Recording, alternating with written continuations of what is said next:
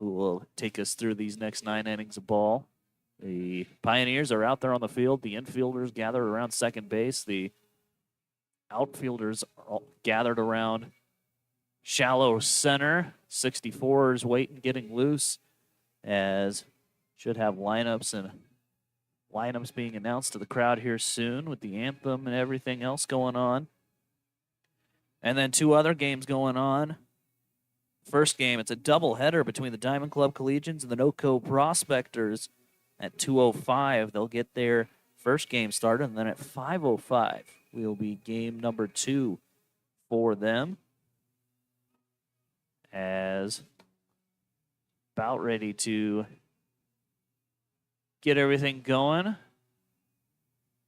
They've given the ball to Robert Guerrero, who will be the starting pitcher for the Pioneers. I don't know if we're announcing lineups. Everyone kind of breaking off and getting out there. I think we will get everything going. Everyone hopping the barrier. So, yeah, everyone's getting out there ready for the national anthem. Home plate umpire looking up to the press box, trying to see exactly what's going on, make sure everyone's ready, as we're just about ready to get things going. Everyone lining up for the national anthem. As getting things going. I don't know if they'll announce lineups as well or if they'll just jump straight into the national anthem. But, yeah, third and final game here of the series between the Pioneers and the 64's. When we come back, it'll be lineups and first pitch coming your way next. We'll take a break. You're watching on the Front Range League Network and listening to Pioneer Baseball here on KNEB. Can you see by the dawn's early light what so proudly we hailed at the twilight's last gleam, whose broad bright and bright stars through the perilous fight over the ramparts we watched were so gallantly streaming, and rockets red the bombs bursting in air gave proof through the night that our flag was still there. Say does that star-spangled banner yet wave for the land of the free and the home of the brave.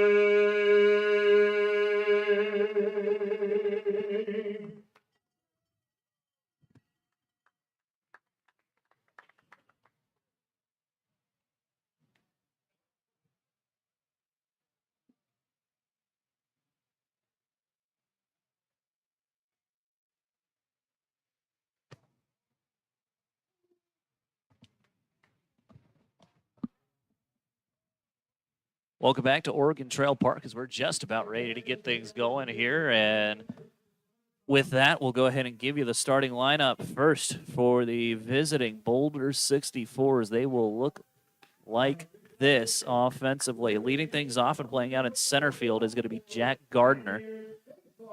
Batting second and over at shortstop is C.J. Trask. Jackson Bryant will be batting, or hold on, excuse me, I'm looking at the wrong game here. Looking at the wrong game in my book. Let's try that again. Leading things off and playing at second base is going to be C.J. Trask. Batting second and playing in center field is Jack Gardner. Batting third and playing at third base is going to be Jackson Bryant. Batting fourth in the cleanup spot, doing the catching, is Xavier Farnham. Mason Griffin will be batting fifth, and he's out in right field. Logan Carney is in the sixth spot. He's going to be playing first base. Luke Burley in the 7 hole. He's DHing for this one tonight. this afternoon, I should say. Batting 8th and playing out in left field is going to be Adam Mosier. And last but not least, batting 9th, playing shortstop is Cale Hamerick. Man on the mound for the Western Nebraska Pioneers will be none other than Robert Guerrero. Guerrero from Wilmington, California, plays his college ball over in Maryland at Maryland Eastern Shore. Some more information on Maryland Eastern Shore. They are known as the Hawks. Play their college ball in Salisbury, Maryland, and are in Division I in the Northeast Conference. Both him and Carter Champy are attendees of Maryland Eastern Shore. As CJ Trask making his way to the batter's box, and we are about ready to get things underway. As Trask makes his way into the batter's box, Guerrero ready's first pitch.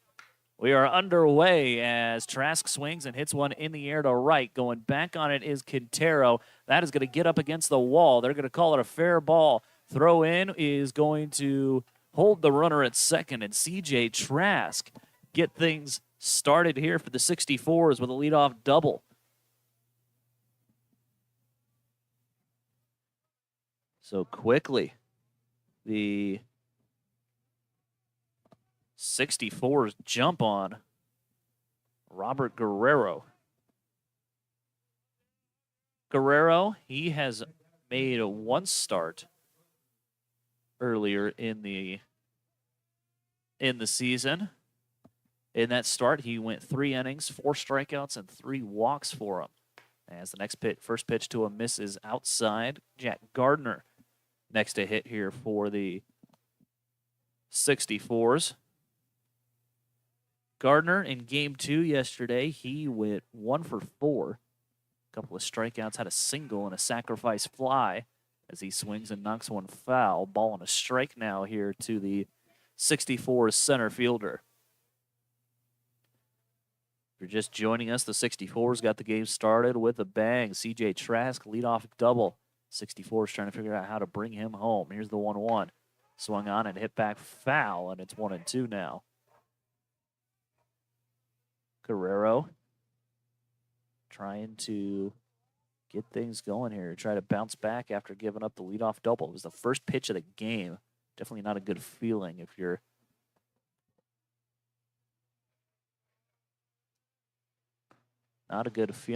Guerrero, as the next pitch misses down and away for a ball. 2-2 now. Guerrero still has a pitch to play with here.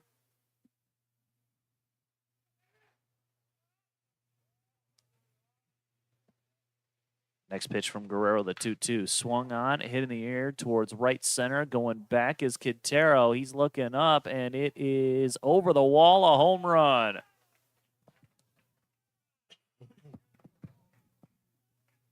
A home run for Jack Gardner. That's home run number 4 for him on the year. Correction, that's home run number 5 for him this year. And quickly, the 64's have got things started with a 2-run shot, 2-0 in favor of Boulder. So bases cleared after the 2-run shot. Next to hit will be Jackson Bryant. Bryant played in both games yesterday. In game 2, he went 2 for 4. As the first pitch from Guerrero misses for a ball, 1-0. 1 ball, no strikes, the pitch. Swung on, hit up the third base line. Blanco slides, can't get it. It's going to get to the outfield. Bryant rounding first on his way to second. The throw in will not be in time. Double home run, and now another double for the 64's that they have come out swinging hot to begin the ball game.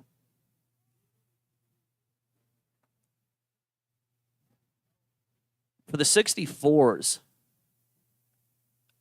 there are 4 qualified hitters, meaning they've gotten more than about 3 at-bats this year. There are 4 of them that have an OPS over 1,000. As the first pitch to Xavier Farnham misses inside for a ball 1-0. There's also more than half of the team's home runs are owned by 2 players, that being Jack Gardner and Jackson Bryant, as the next pitch is waved at and missed. 1-1 the count now. So Gardner with his 5th home run of the year here in the inning. Jackson Bryant standing on second. He's got 3. As the next pitch catches the outer black for a strike. 1-2 the count now here. Still nobody out in the top of the first. 2 already home here in the inning for the 64's. 1 ball, 2 strikes. Pitch from Guerrero. Swung on, chopped towards the right side. Fielded by Pickett. He's going to throw across the diamond, and the throw is not going to be in time. Good speed there from Farnham as he beats it out. He's got a single.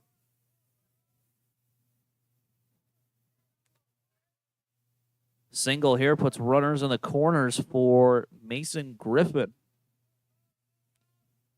as the Pioneers still looking for their first out.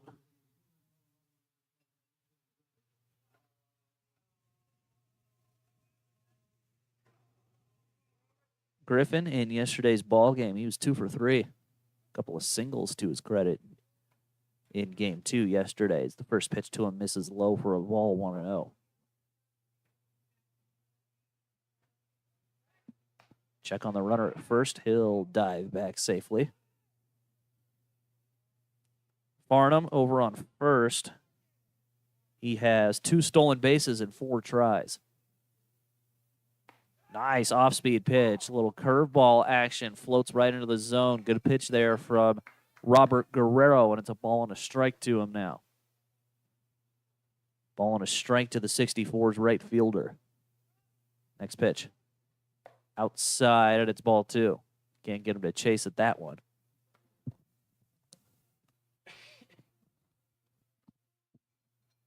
Some information on Guerrero. When he was in high school, he only pitched in 3 games as a senior in high school. As the next pitch is popped towards the left side, coming over is the left fielder. He'll put it away for the out. Runner tags from third. He'll be safe, so it's a sacrifice fly for Mason Griffin. As Jackson Bryant in to score, it's now 3-0 in favor of the 64's. With 1 out of the inning, we'll give you the defensive alignment for the Western Nebraska Pioneers. They'll look like this. In left field is Henry Douglas, who just made that catch. Alex Draper manning center field. Luis Quintero is over in right. Third base belongs to Ashton Pinedo, as the first pitch to Logan Carney is swung on and hit foul. Ashton Pinedo, the third baseman. Mikey Pickett is going to be the shortstop, making his second appearance here as he made his Pioneer debut yesterday. Bryce Peterson gets the assignment at second base, as the next pitch is hit on the ground towards first. It's going to get right by McFarland, and it's another single for the 64's. And actually, correction, it's not Jackson McFarland. It's Davis Goodwin playing first base today, and Cooper Gorecki is going to be doing the catching for the 64's. First and second here, only 1 out after the single from Carney. 7th guy already to the plate here for the 64's, and all 6 batters that have come to the plate have done something productive. The only out was a sacrifice fly that got a run home. 1-0 the count, as the fastball to Luke Burley misses outside. 1-0 fastball swung on, hit towards the left side. Pickett dives. He's able to hold on to it. Tries to throw to third. Throw's going to kick off of Farnham, who advances to third. Thought about running over towards home. The ball did not get far enough away. And it's a base knock for Luke Burley. As next to hit will be Adam Mosier. As time is called here, Cooper Gorecki. Looks like he had his mask break. Saw the strap kind of hanging loose. So he's got to go to the dugout and get a new mask. He's ready. Maybe that'll be the change that the Pioneers need. It's just a new mask. Switch things out. I don't like this. Get some different vibes with this mask. First pitch misses down and away. Good catch there by Gorecki behind the plate. He's taking a little couple of pitches here for him to get used to that mask. 1-0. Chopper towards the left side. It'll get foul. 1-1 the count now.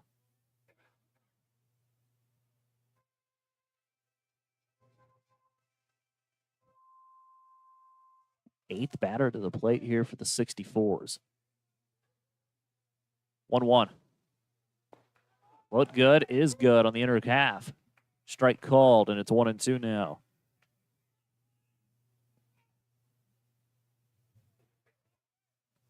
One ball, two strikes. Here's the next pitch from Guerrero.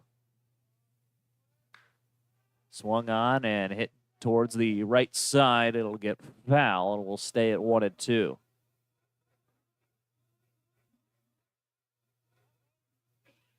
1-2 the count now.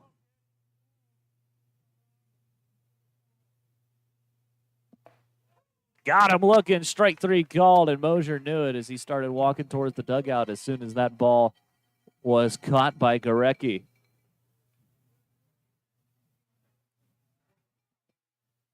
As next to the plate, all 9 guys have now come to the plate here for the 64's as Cale Hamerick will get things started. First pitch on the outer black called a strike. It's 0-1.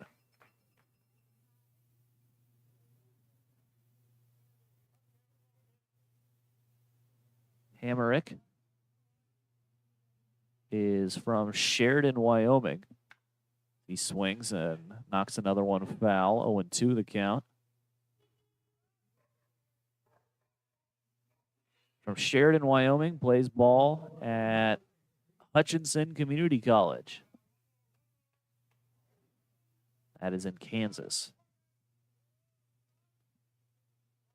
No balls, 2 strikes. Here's the next pitch from Guerrero.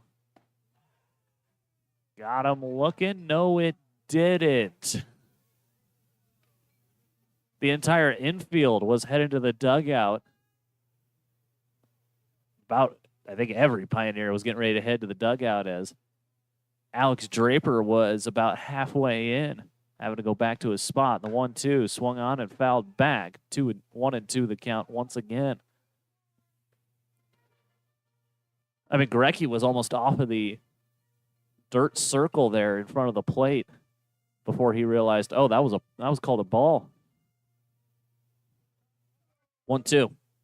Swing and a miss. No question on whether or not that's a strike as Hamerick goes down swinging. So 3 runs in to score for the 64's, but the Pioneers, as Robert Guerrero able to bounce back with back-to-back strikeouts after all 9 guys come to the plate for Boulder.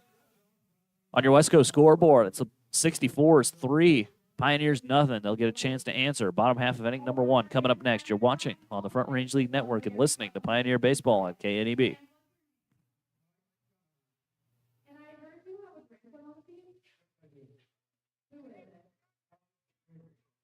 So we do have a question for you before you get your water ticket. What's Alex's favorite place to eat? He loves daylight donuts. Long run stuff. Looks like we have a winner. So you get 8 lottery scratch-off tickets right now from Nebraska Lottery. And as one of our Pioneers scores a home run from the Nebraska Lottery sign, you'll get 10 more. Congratulations. Back to you, Bill. All right, thank you, Keely, and congratulations to our winner.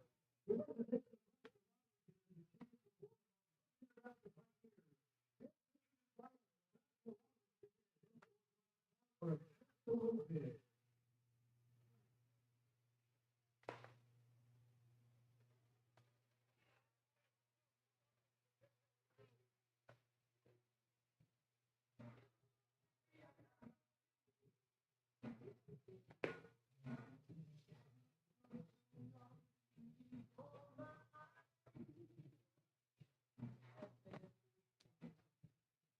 Welcome back to Oregon Trail Park as the 64's got started hot as they put 3 runs on the board, 6 hits as well.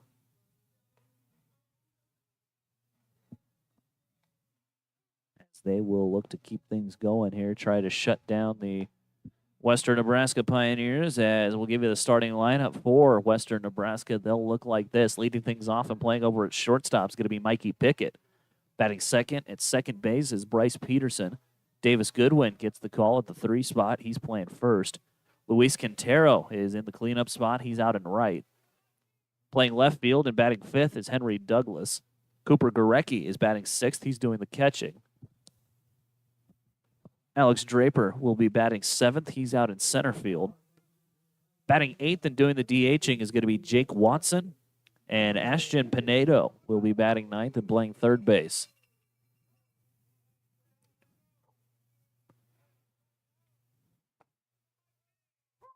First pitch is called a strike to Pickett, as the man on the mound for the 64's as the next pitch misses inside. Man on the mound for Boulder will be Paul Hughes, getting the call here in game number 3. Hughes is from Englewood, Colorado. Plays college ball at Miami of Ohio in the MAC. As the next pitch misses high, 2-1 the count.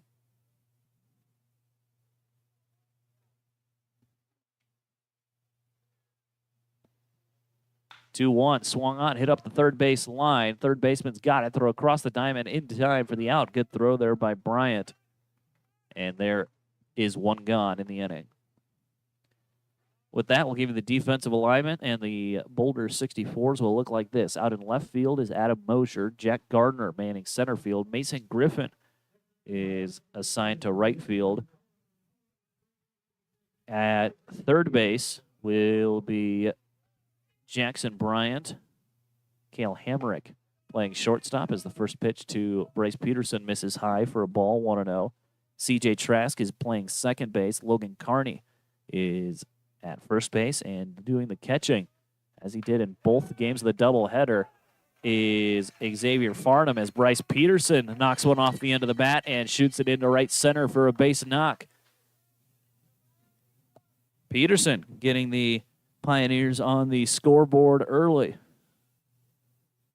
Getting on the hit column early, I should say. No runs across yet, as Davis Goodwin will dig in now.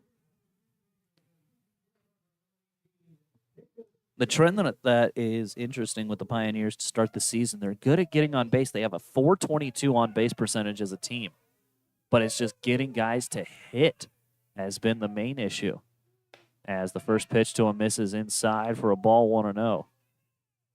They have a .422 average, a .422 on base percentage, but a .280 average. That's a point difference of 142. Next pitch misses low for a ball, 2-0. Looking at some other teams in the league, their difference between their average and their on-base percentage, their on-base percentage is usually about 75, 80 points better than their average. As Pickett breaks for second, pitches a called strike. The throw hits Pickett in the back as he slides in, and he'll it's Bryce Peterson stealing the bag.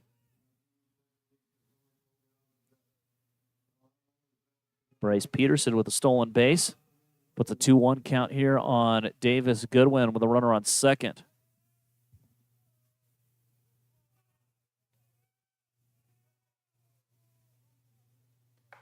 And, oh, my goodness.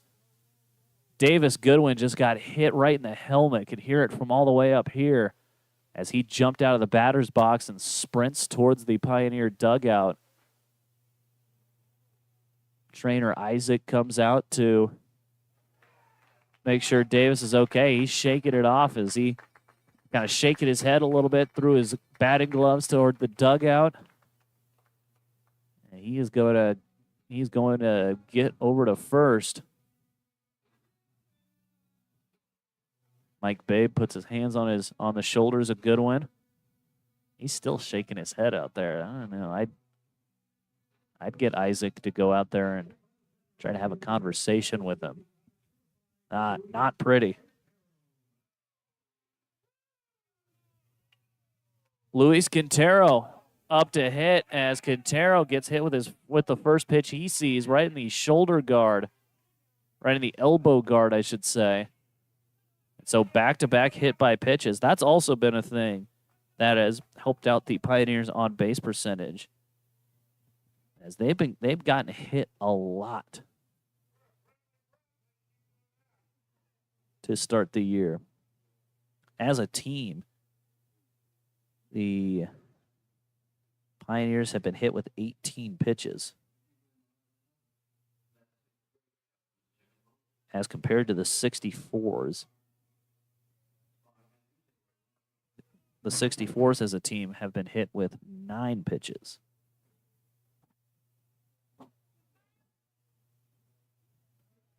As time called here, discussion for the 64 starter, of course, that being Paul Hughes. May kind of calm him down after that.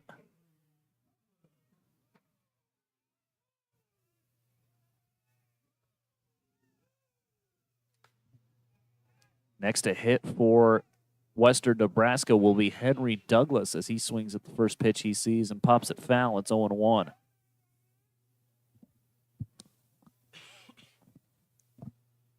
Douglas has bases loaded here as the next pitch is in there for a strike. 1-1 the count. With runners in scoring position, Douglas is hitting a red-hot .857. 0-2 swung on, hit in the air to center. Going back is Gardner. He'll be able to put it away. It's going to be a sacrifice fly for Henry Douglas, so that won't hurt the average. And a run will come in to score for Western Nebraska as Peterson comes in.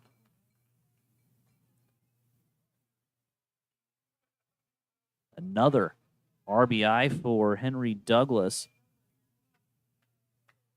as that's RBI number 9 for him, extending his team lead. He is first, Tyler Antwine is second, and Bryce Peterson is third in the team in RBIs. Next to hit for the Pioneers will be Cooper Gorecki, as the first pitch to him misses down and away for a ball. 1-0.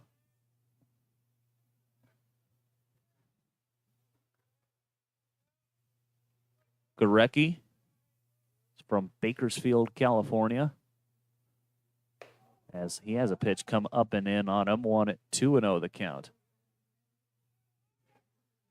He's from Bakersfield, played this last season at Cal State Bakersfield, as the runner breaks for third, pitches a called strike. The throw down is not in time, as Quintero also makes his way over to second. Delayed steal that time from Quintero.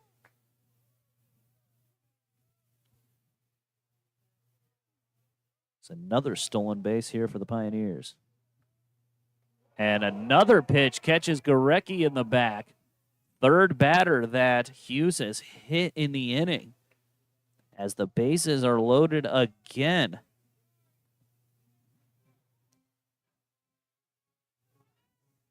Third batter that Hughes has hit.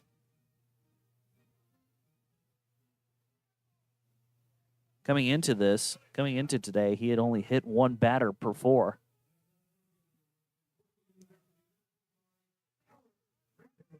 Hughes had made one start prior to this, 4 innings, got a no decision in that game as Alex Draper swings and fouls one off. Only had 3 hits, 2 runs, 1 of those earned, 2 strikeouts, and 3 walks for Paul Hughes as he's ahead on Draper here, 0-1. 0-1 swung on, hit in the air to center. Coming on is Gardner, and he'll put it away for the 3rd out of the inning.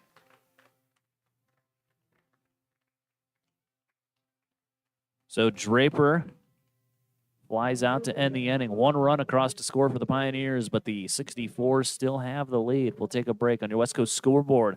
It's the 64's 3 and the Pioneers 1. You're watching on the Front Range League Network and listening to Pioneer Baseball on KNEB.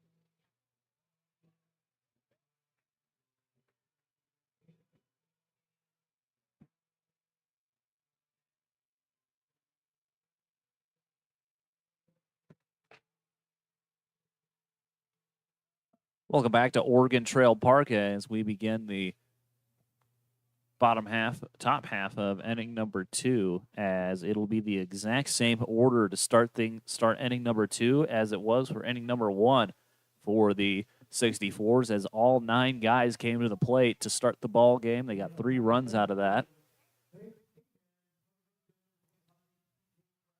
As next to hit will be C.J. Trask.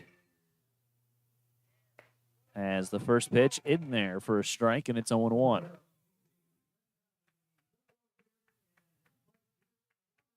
Looks like Goodwin's still out there for the Pioneers. If you missed it, Goodwin caught a fastball right around the helmet, right off the helmet. Took a minute to recollect himself and then made his way over to first. Ball on a strike to Trask as he swings and hits one softly on the ground to short. Pickett's got it, throw to first in time, and there is 1 out.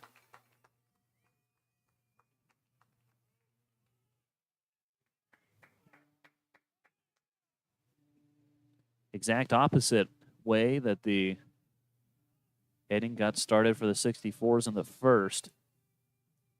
What the Pioneers needed there was a quick ground out to begin the inning.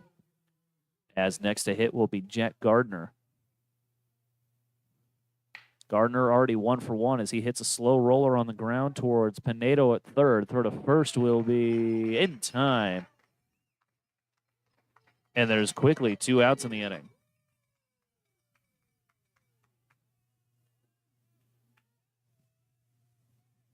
So quickly 2 are gone in the inning, as next to hit with nobody on will be Jackson Bryant.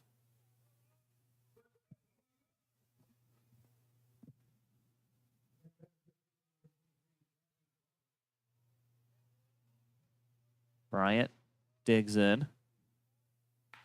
He's 1 for 1 today as he doubled in the first, and he's got a single here as it hits a flare into right field. Lands perfectly between the infield and the outfield. And already Jackson Bryant 2 for 2 today and halfway to a cycle.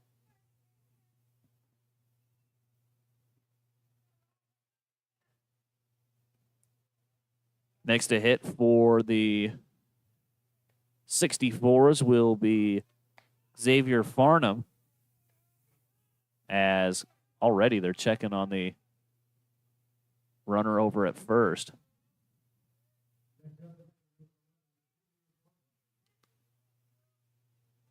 First pitch to Farnham. Misses high for a ball, 1-0.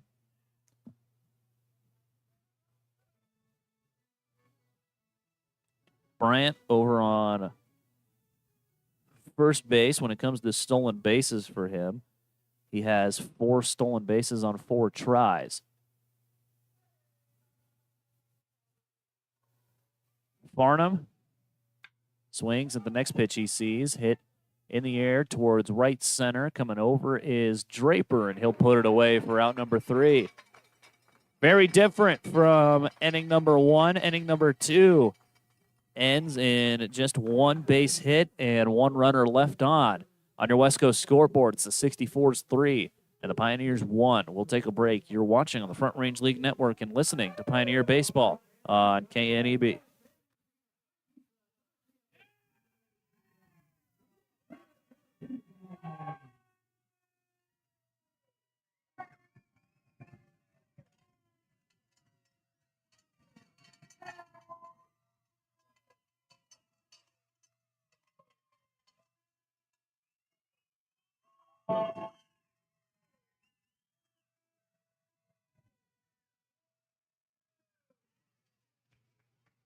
All right, looks like we have a winner.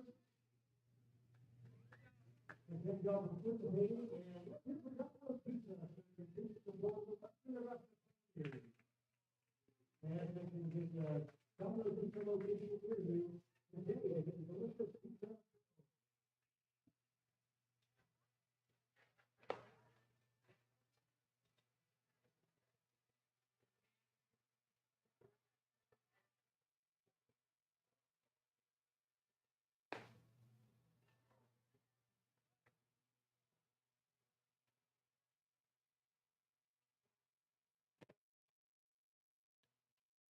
Welcome back to Oregon Trail Park. Bottom half of inning number 2 ready to get going as it'll be the 8, 9, and 1 hitters due up for Western Nebraska.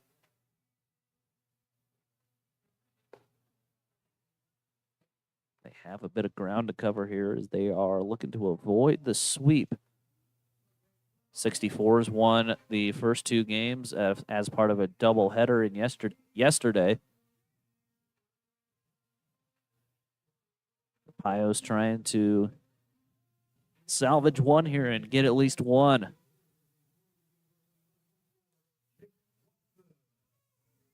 Jake Watson will be the one to lead things off here for the Pioneers. As he's first pitch swinging, swings and pops it foul. It's 0-1.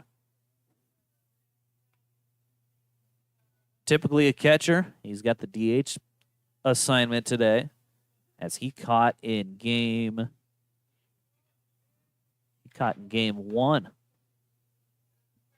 Yesterday's doubleheader as he pops another one foul, 0-2. In game 1, Watson went 1 for 3 with a double. In game 1 of yesterday's doubleheader. 0-2. Swung on, hit in the air towards center. Going back is Gardner, and he will put it away for out number 1. Watson put a pretty good ride on it, but Gardner, able to track it and put it away for the first out.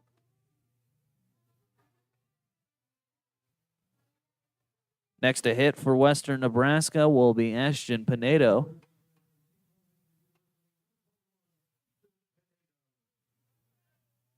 Pinedo played a couple of years at WNCC before making his way towards St. Bonaventure. As he swings at the first pitch he sees and fouls it back.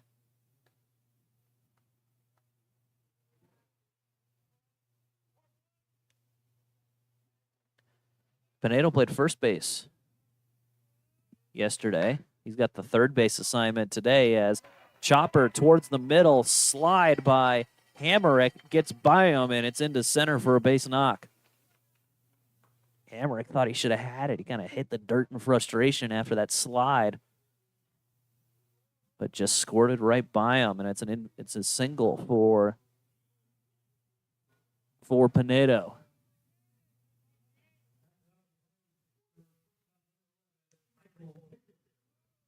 With that, the lineup will flip as Mikey Pickett will be the next to hit.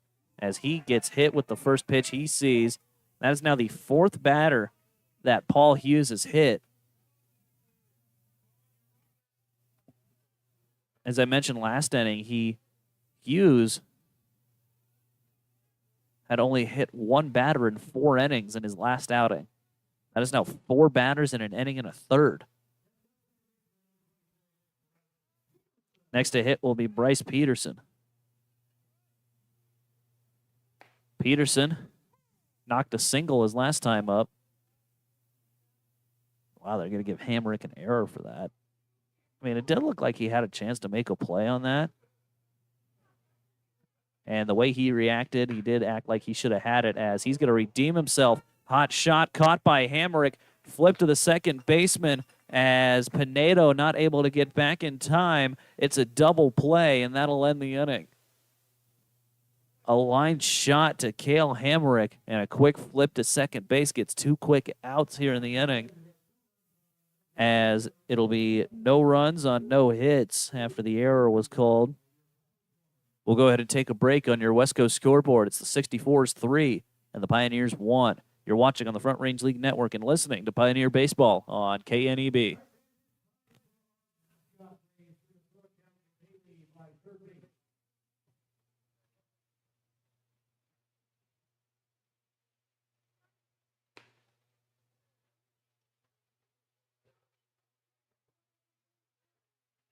All right, fans, our number 2 is Sophia to raise Pyro. They're starting right now, running around third and stopping where Riley is.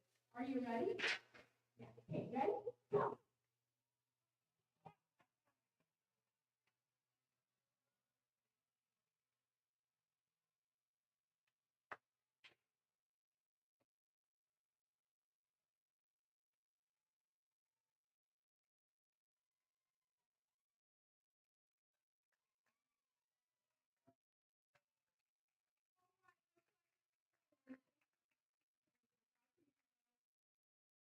Thank you, congratulations to our little winner. We'd like to thank the company for their continued support and features in the concession stand picture testing product. When you watch the Pioneers play today.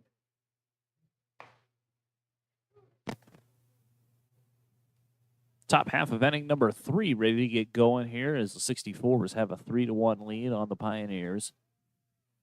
Robert Guerrero still out there for his 3rd inning of work now, as it'll be the 5, 6, and 7 guys due up here for Boulder.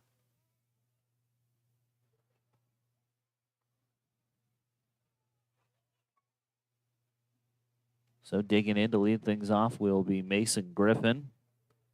He hit a sacrifice fly in his last time.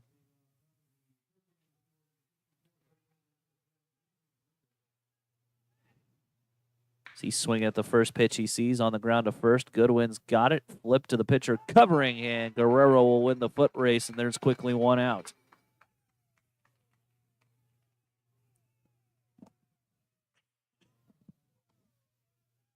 Quick little grounder to the first baseman to get things started here. Already 1 gone in the top half of inning number 3, and here comes Logan Carney.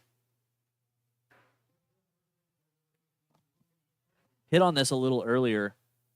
Robert Guerrero only pitched in 3 games as a senior in high school, according to the Maryland Eastern Shore website, as the first pitch to Carney misses for a ball.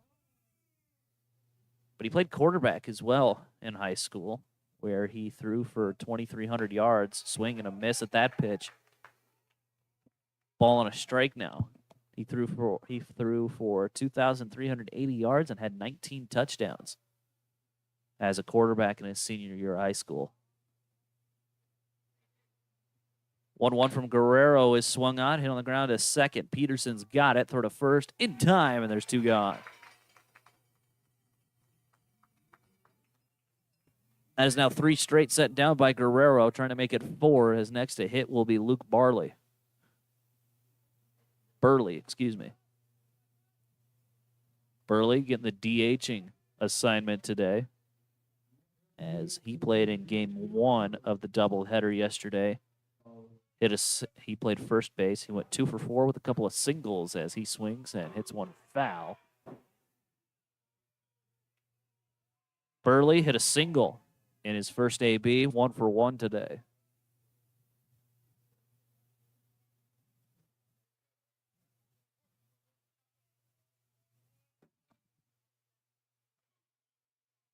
No balls and a strike as the next pitch chopped up the third base line. It'll get foul, 0-2 now.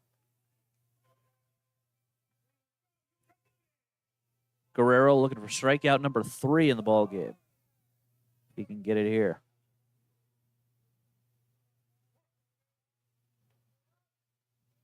Guerrero in the driver's seat here. Here's the 0-2. Swing and a miss, and that'll end the inning. 3 up, 3 down, go the 64s. I'd say Guerrero's pretty settled in now. On your West Coast scoreboard, it's the 64s 3 and the Pioneers 1. We'll take a break. Bottom half of inning number 3 coming your way next. You're watching on the Front Range League Network and listening to Pioneer Baseball on KNEB.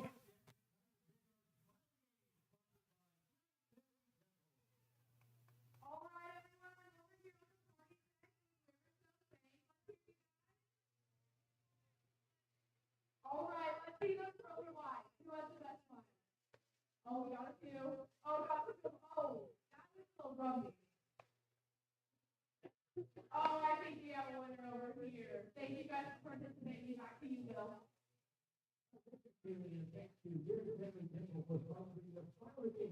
And congratulations to our winner.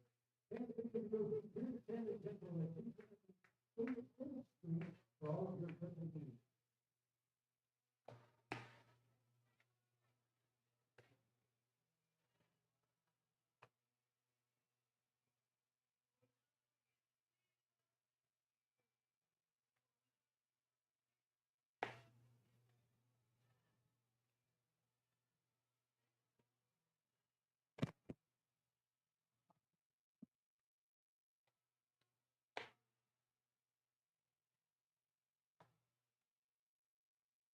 Welcome back to Oregon Trail Park. 3-1 our score in favor of the Boulder 64s as the Pioneers looking to get something going here in the bottom half of inning number 3. As it'll be the 3-4-5 guys due up for Western Nebraska. Power of the order coming up here as first 2 guys got on base via hit by pitch. Say, folks, summer 2025 is the inaugural season of Front Range League Collegiate Baseball. Summer wood bat baseball played along the Front Range of the Rocky Mountains in Colorado and Nebraska. Visit frontrangeleague.com for schedules, standings, stats, and more. That's frontrangeleague.com for everything you need about this league. So Davis Goodwin, he caught a fastball up around the dome. He's was able to shake it off as the first pitch is a fastball, misses inside. He's got to be feeling a little jumpy. Wouldn't blame him either. 1 ball, no strikes. Here's the pitch to Goodwin. Next pitch misses up and in that time. 2-0 the count.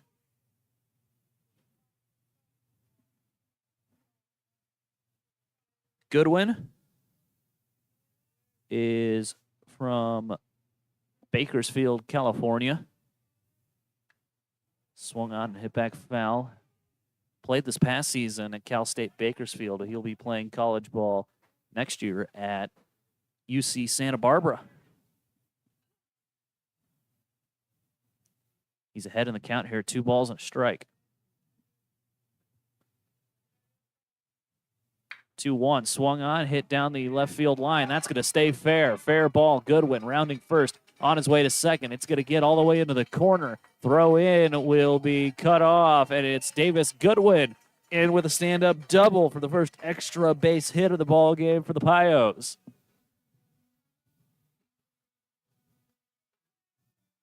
Also, if I'm not mistaken, yep, that is the first hit of the season for Davis Goodwin.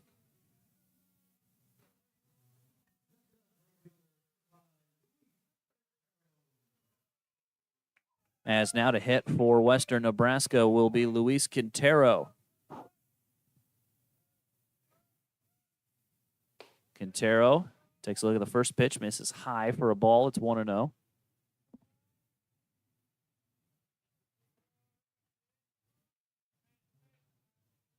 One ball, no strikes as Quintero trying to get a runner home here. He went in. Looked like it got a piece of him. Did it not? Or did it go off his bat? I guess it went off his bat as he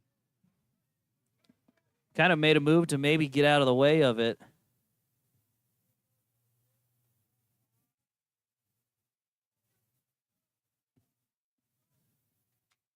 Ball on a strike, I guess.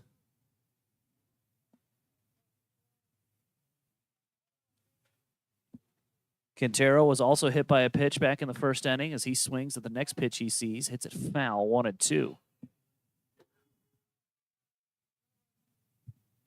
As I mentioned, the thing for the Pioneers, they do a good job at getting on base. The other thing about them is that they can't generate offense when they need to. They can't get any hits. They can get on base. They can't hit the ball right now. As Quintero swings and hits one in the air to left field. Charging is Gardner and Mosier. They both dive, can't get it. Babe waving his arms, sending the man home. The throw to the plate will be not in time. It gets all the way to the backstop. Quintero will go to third as he gets an RBI double. And Goodwin in to score.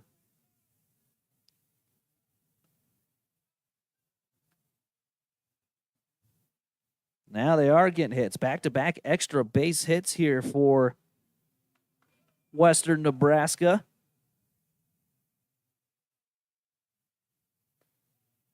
As with runners at scoring position, the Pioneers are hitting .297 as a team coming into this. Quintero was hitting $125. That'll help the average as Henry Douglas takes a look at the first pitch down and away for a ball, 1-0. Douglas, as mentioned, he's as hot as they come. Coming in today, he's played 5 games. He's hitting .545 with a .688 on base, and he's got another base hit as he shoots one into right field for a base hit. And just like that, the Pioneers have tied it up. 3 straight hits for Western Nebraska.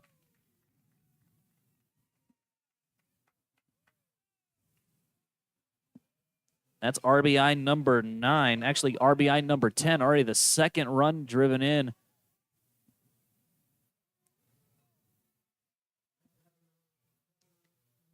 Already the second run driven in today by Henry Douglas, as he's the first to double-digit ribbies. As Cooper Gorecki will swing at the first pitch he sees and knock it foul. No official at bat for him as he was hit by a pitch in the first inning. Glance over at Douglas over on first. He's not moving. Tapper, slow roller, but this is going to get right into no man's land. Throw to first will beat him by a step. Thought maybe that had a chance as with how the pitcher fell off the mound after his windup. He kind of went past the baseball. Couldn't quite get a play on it, but good job by Bryant to fly in and get it. Gorecki was just a step faster. It'd be an infield single.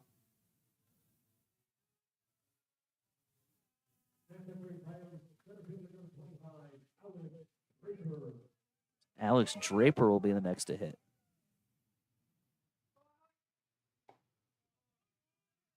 First pitch to Draper misses outside for a ball, 1-0.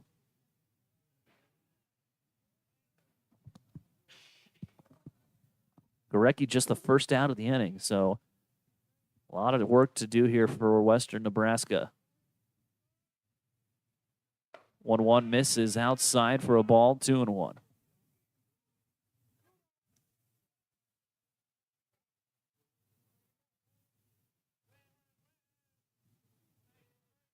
Two balls and a strike. Here's the next pitch to Draper. Right on the outer black for a strike. 2-2 the count now.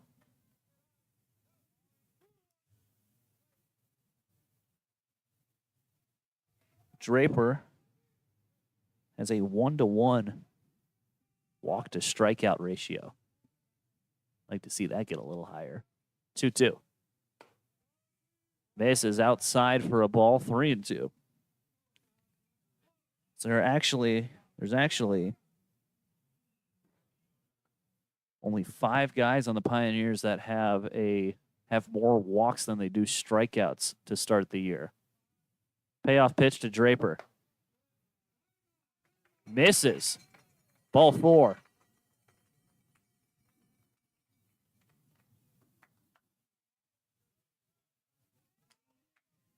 So Draper draws the walk. Douglas over to second, as next to hit with 1 out will be Jake Watson.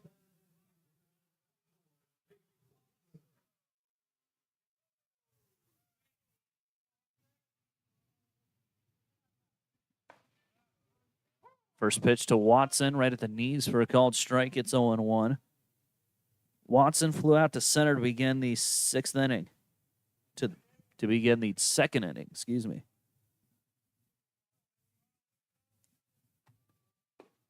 Next pitch misses down and away for a ball, 1-1.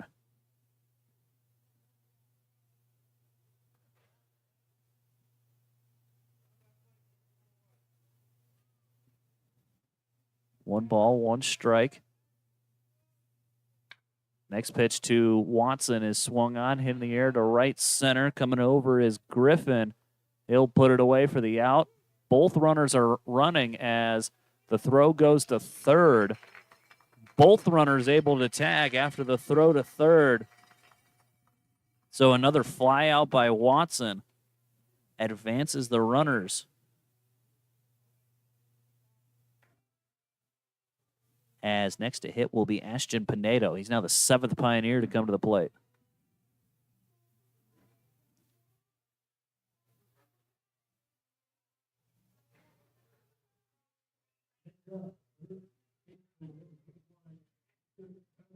An interesting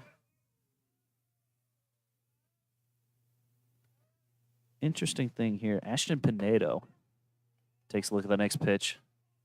He is a tough out, as he leads the team when he gets to 2 strikes and he sees 3 or more pitches. He leads the team in being able to do that, as the next pitch misses outside, 2-1.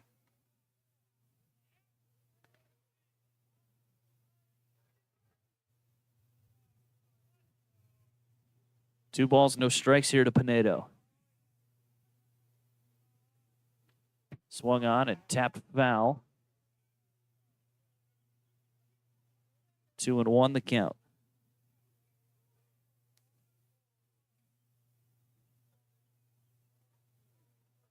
Pinedo's also a guy that likes to see a lot of pitches, as he's tied for 4th.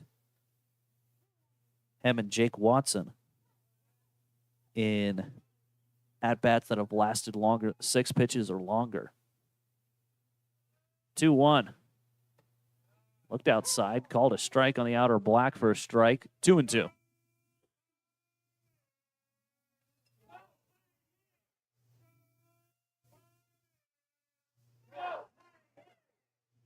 An interesting thing here as well. In 7 games, the Pioneers have only grounded into 1 double play, as Pinedo takes a look at that pitch and ring him up, says the home plate umpire. That will end the inning. Pioneers get 2 across to score, as we are right back where we started on your West Coast scoreboard. It's the Pioneers 3 and the 64's 3. We'll take a break. You're watching over on the Front Range League Network and listening to Pioneer Baseball on KNEB.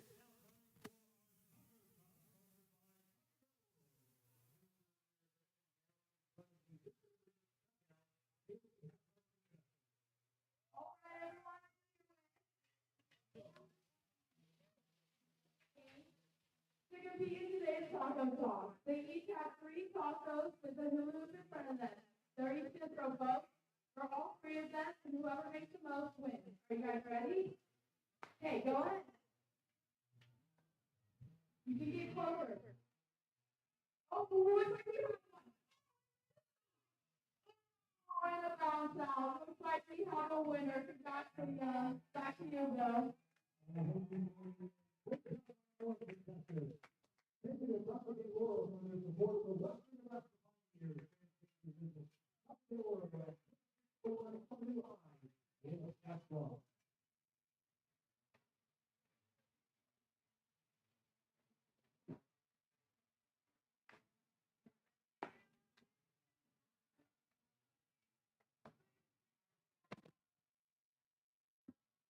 Welcome back to Oregon Trail Park. 3-3 our score as we begin the middle third of the innings.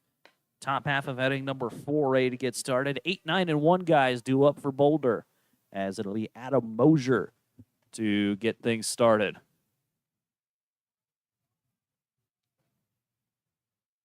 He makes the slow walk to the batter's box.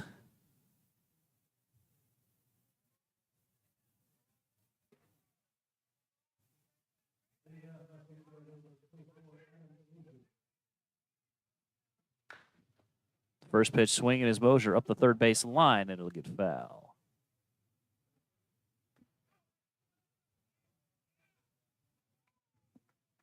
Mosier is 0 for 1 today. Struck out looking.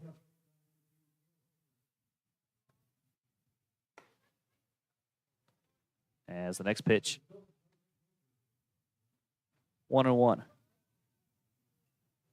Mosier is from Boulder, Colorado. As the next pitch to him is in there for a strike. He's down on the count now, 1-2. Mosier taking a gap year and will be attending Washburn College next year. 1-2, swung on, hit on the ground to short. Pickett's got it. Throw to first is in time, and there's out number 1.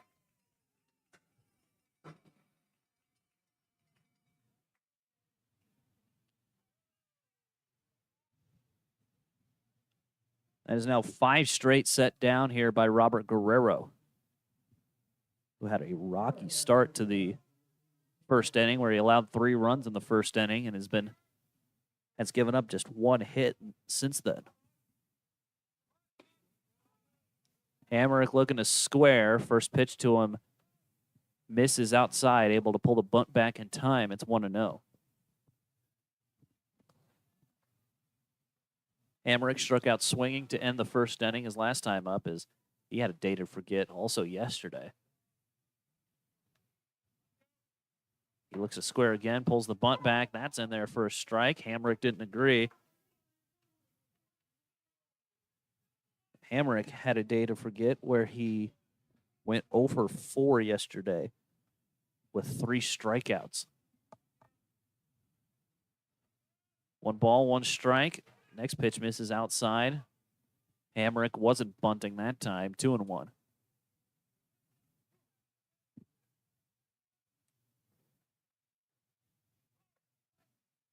Two balls and a strike.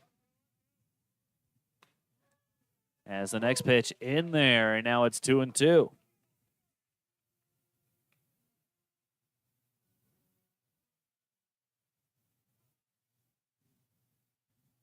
Two balls, 2 strikes.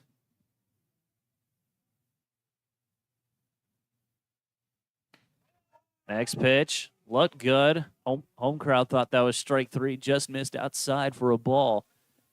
3-2 the count.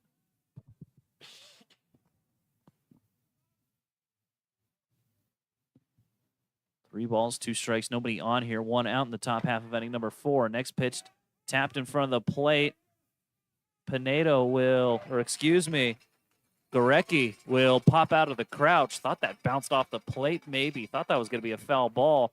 Was able to stay fair as the throw from Gorecki is in time. 2-3 on the putout, and there's 2 gone here in the inning.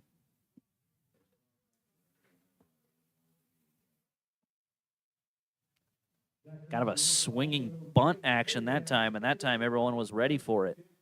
Ready for the swinging bunt because he tried to square a couple of times.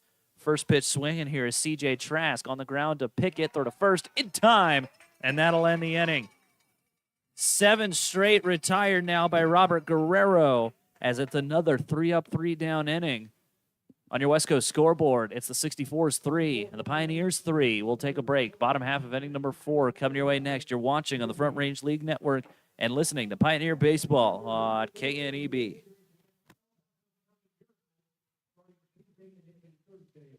Don't forget to tune in on our radio station or watch live on the Front Range League YouTube. Pioneers are back in 14 Park Stadium Friday against the Boulder College At 6:30 here, we'll be back here in the Oregon Trail Park Stadium.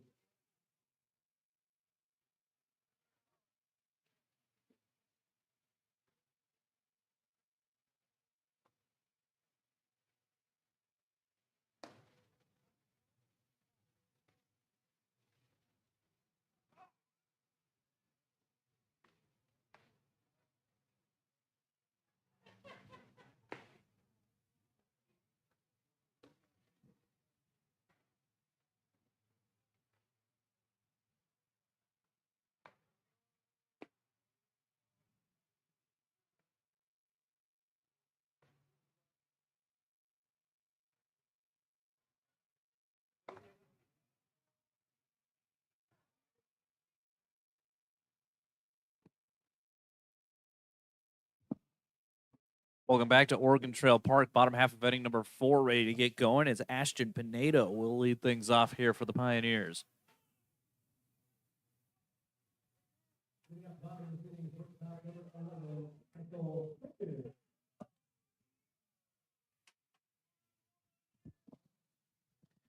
Check that. It's the top third of the order due up here for Western Nebraska as Michael Pickett digs in to lead things off. He's first pitch swinging up the left field line. It'll get foul. It's 0-1. There's someone getting ready to get up and throwing in the 64's bullpen.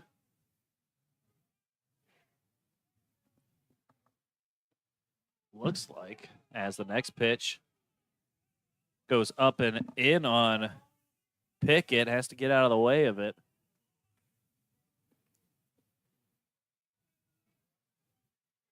Looks like it's Ethan Fillinger up there getting loose for the 64s. Ball and a strike to Pickett as he swings and skies one in the infield.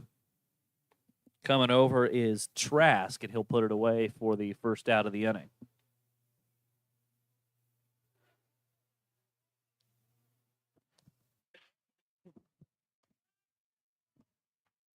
Pop out for the first out of the inning. Next to hit for the Pioneers will be Bryce Peterson.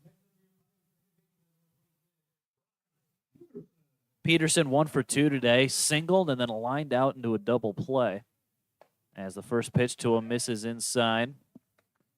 Paul Hughes, still out there pitching for the 64s in his 4th inning of work here.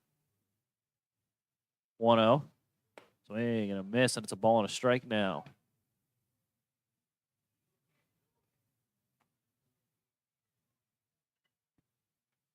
Peterson, this past spring at UC Colorado Springs, as he swings and pops one foul.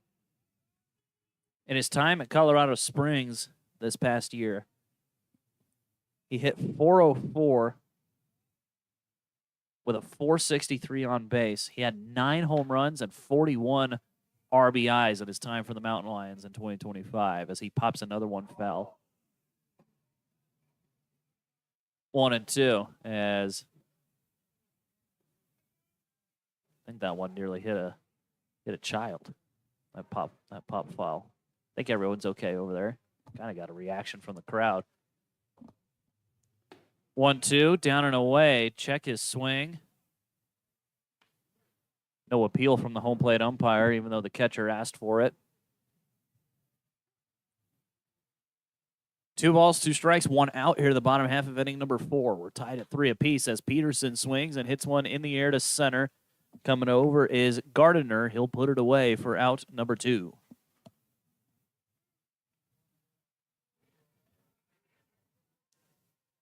Peterson with a fly out. First 2 guys down in order here for the Pioneers as with 2 on and nobody out, here comes Davis Goodwin. Goodwin, 1 for 1 today, doubled and came around to score in the 3rd. First pitch to him on the inner black for a strike. 1-1, 0-1 the count.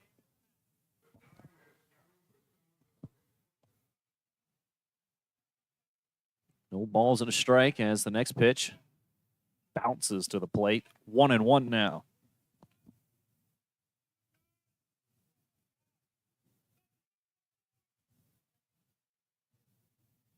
1 ball, 1 strike. Here's the next pitch to Goodwin. He swings, hits one down the left field line. That'll stay fair and get down for a hit. Goodwin rounding first on his way to second.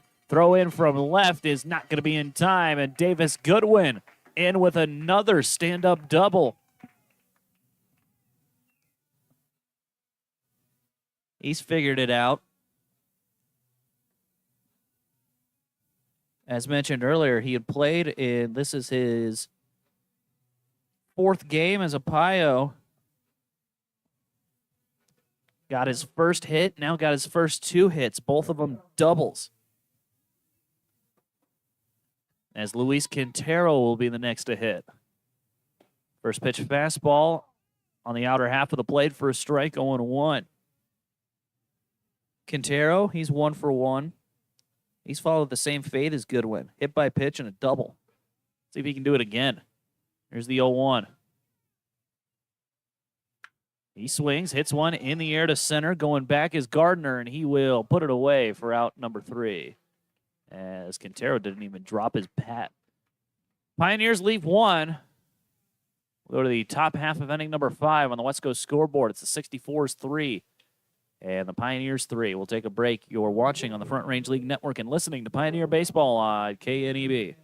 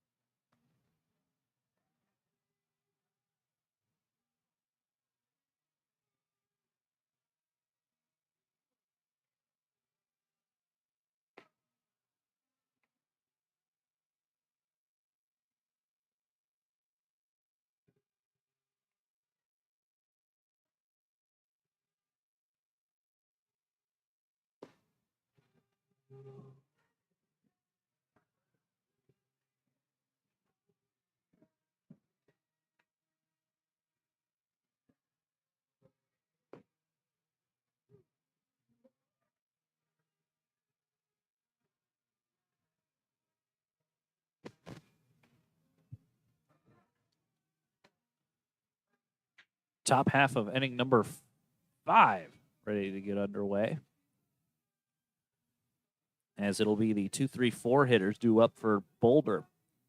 Jack Gardner will get us started here.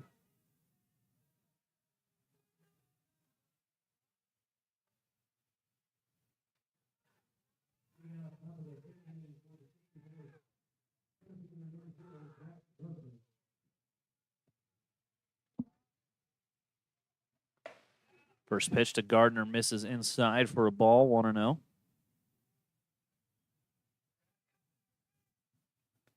Gardner is from Kansas City, Missouri. As he swings, hits one on the ground to third. That'll get right by Pinedo and into left for a base knock. First base runner, first hit that the 64's have had since the 2nd inning. As Gardner is now 2 for 3 today.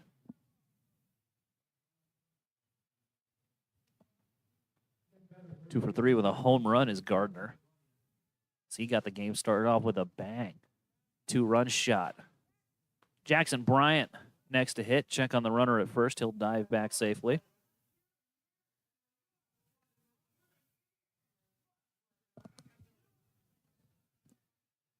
Bryant is 2 for 2. Runner bluffs for second. First pitch is a fastball that misses high, 1-0.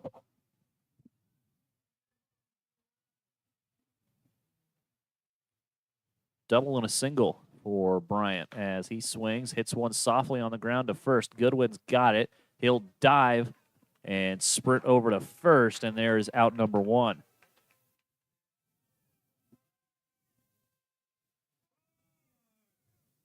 Three unassisted for the first out of the inning, as next to hit will be Xavier Farnham.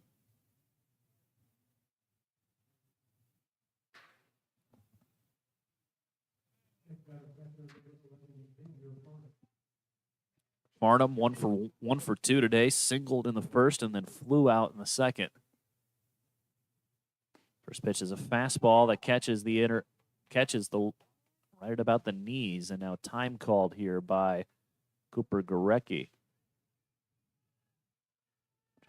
Try to set him up right, as Bryce Peterson also coming in to talk.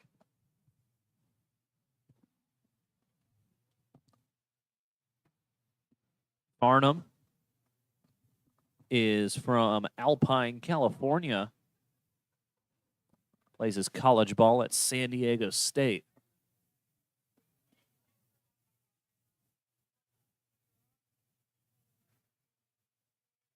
As he digs in here.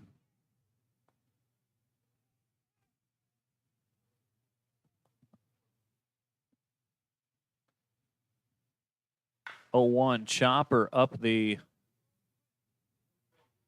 third base line. It'll get foul. 0-2 now.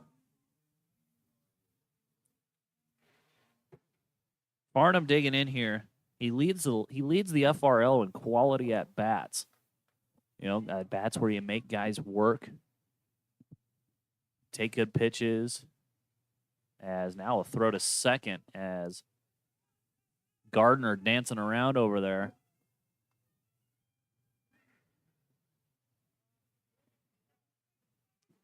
And Farnham, a lot of the 64s in the top for quality at bats. 0-2, swung on, hit in the air towards right center. Quintero coming over. He'll put it away for the out. Had some trouble on the transition as Gardner will advance to third. But a fly out for Farnham will bring up now Mason Graham to the plate.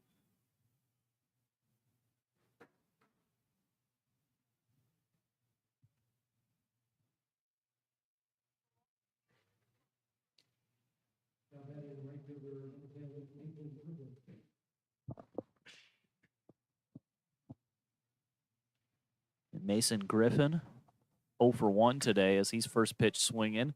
That'll get foul.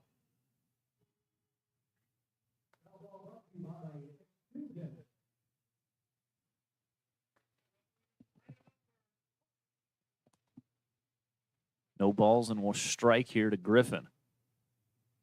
As he takes a look at the next pitch on the outer black for a strike. It is 0-2 now here to the 64's. To the 64's right fielder. Griffin, he is from Fort Collins, Colorado. Taps this pitch foul. Just finished up his senior year of high school at Fossil Ridge, and he will be playing college ball for the University of Northern Colorado next year. No balls, 2 strikes, 2 outs. Runner on third here. Top half of the fifth. 3-3 our score in this close one. Check swing, appeal down. No swing, says the field umpire. Guys are ready to go to the dugout for the Pioneers. 1-2 the count. Here's the next pitch. Swung on, fouled it back. We'll stay where we're at 1-2. Say, folks, all Front Range League games stream on the Front Range Baseball Network on YouTube. Follow us on YouTube at Front Range Baseball Network.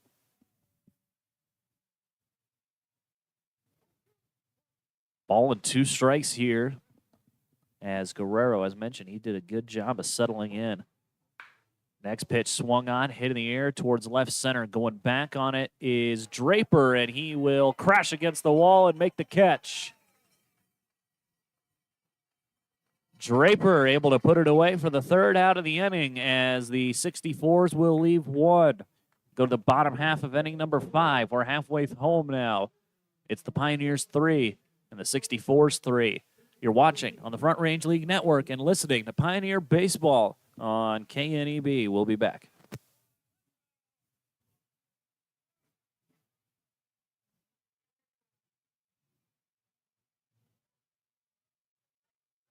right, man. Zero strike for the Bulldogs. Hit loud for a kick for the free.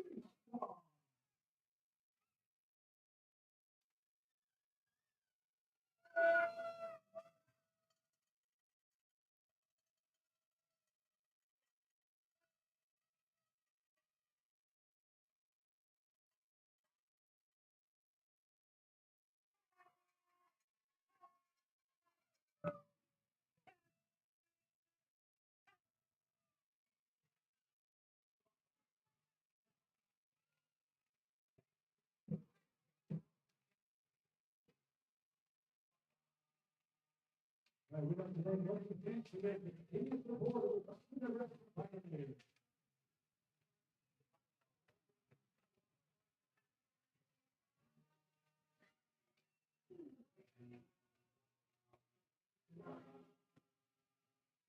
Bottom half of inning number 5 ready to get underway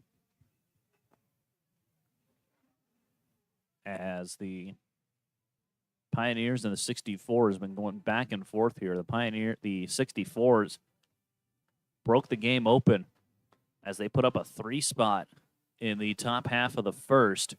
Pioneers were able to answer with a run.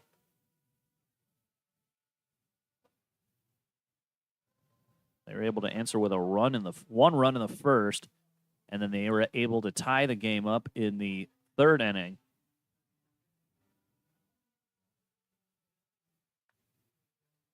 That's how we got the tie ball game here, as there's a new pitcher on the mound here for the Boulder 64's.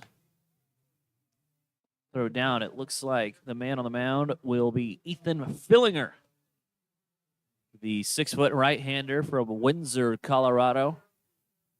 Just finished up his senior year, like Mason Griffin, at Windsor High School. And just like Mason Griffin as well, he'll be playing his college ball at the University of Northern Colorado. There's 3 guys on here who just finished up high school and have already been sent to the 64's to play around a summer ball with them, as the man leading things off for the Pioneers will be Henry Douglas, as he takes a look at the first pitch for a ball, swings at the next pitch, and hits it foul. 1-1 the count.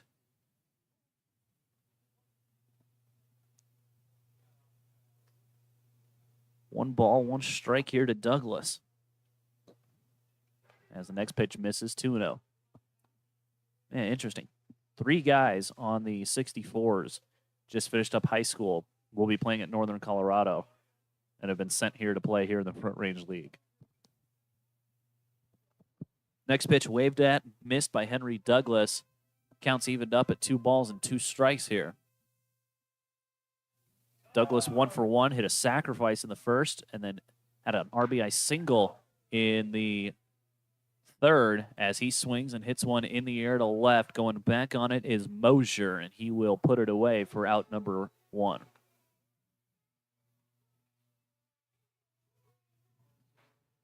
A lot of flyouts. The Pioneers have been able to get the ball into the air. The problem is they haven't been hitting them hard.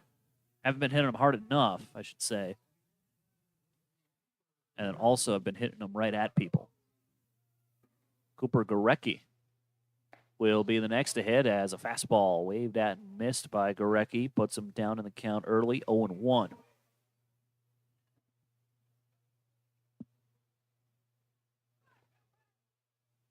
No balls and a strike. Here's the next pitch to Cooper. Swing and a miss. It's 0-2.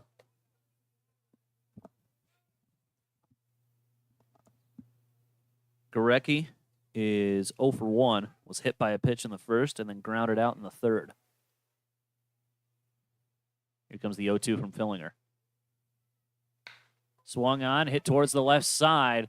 Third baseman Bryant's got it. He spins. Throw is going to get away from the third baseman. Call that an E5.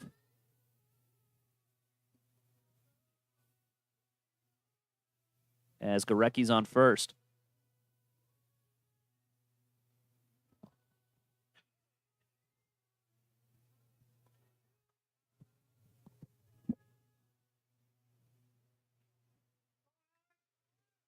Alex Draper next to hit. Looks like they changed the error on Hamrick back in the second inning. Hamrick was originally given a throwing error by a base knock by Ashton Pinedo, but it looks like they gave a hit on that instead, as Alex Draper next to hit for the Pioneers. He's already up in the count here, 2-0.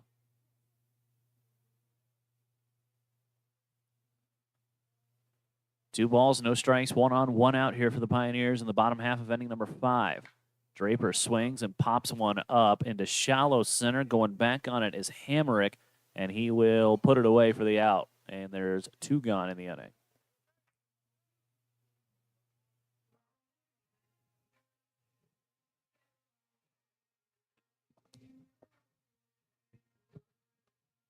Say, folks, on July 7th and July 8th, the Front Range League All-Star Spectacular at beautiful Oregon Trail Park in Gering. The 2-day All-Star Spectacular is presented by Arrowhead Distributing. As day 1 will have a home run derby featuring 1 player from each FRL team. Day 2 will have an all-star luncheon at the Gering Civic Center and a 6:35 p.m. Mountain Time start for the first ever Front Range League All-Star game, followed by fireworks presented by Culver's Restaurants. For tickets and information, as the runner breaks for second, the throw will be in time, and there's the 3rd out of the inning as Gorecki thrown out trying to steal second.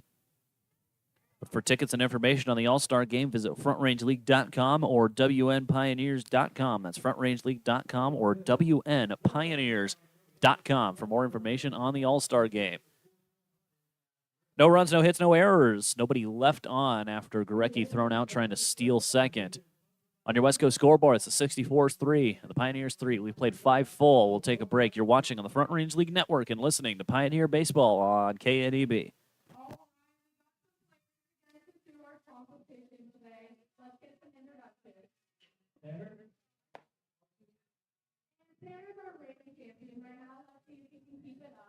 Okay, you guys ready? Go ahead. Oh, we are back. Take 2. I'm thinking Carson.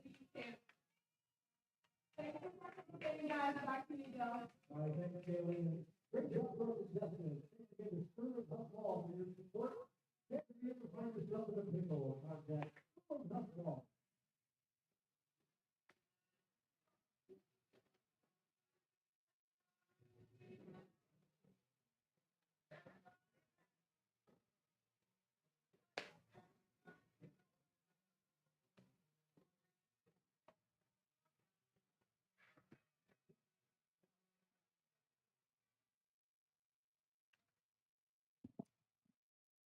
Welcome back to Oregon Trail Park as we begin the top half of inning number 6. As next to hit, leading things off for the Boulder 64's will be Logan Carney. Carney is 1 for 2 today as he's first pitch swinging on the ground to pick it at short. Throw is going to go over the head of everyone and up against the screen.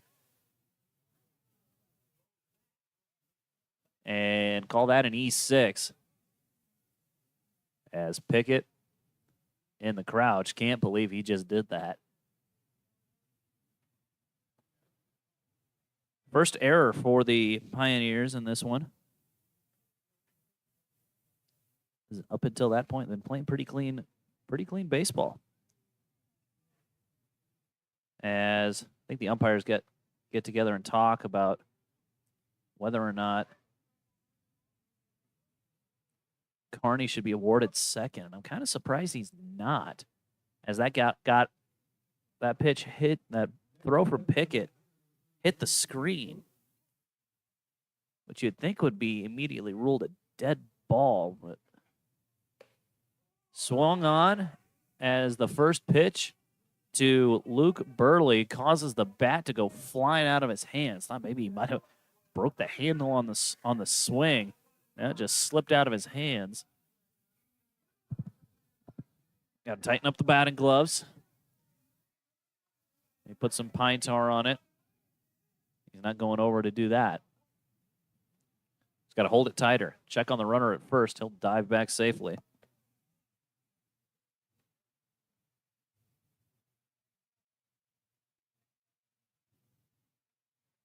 No balls. And a strike. Hot shot back up the middle. Peterson got it. Flipped to Pickett for one. Throw to first. Not in time. And there is one gone in the inning. So 4-6, fielder's choice for Burley. As next to hit for Boulder will be a pinch hitter, as that is not Adam Mosier digging in. Who is that? Let's find out. It is Charlie Langford digging in here in a pinch hit opportunity.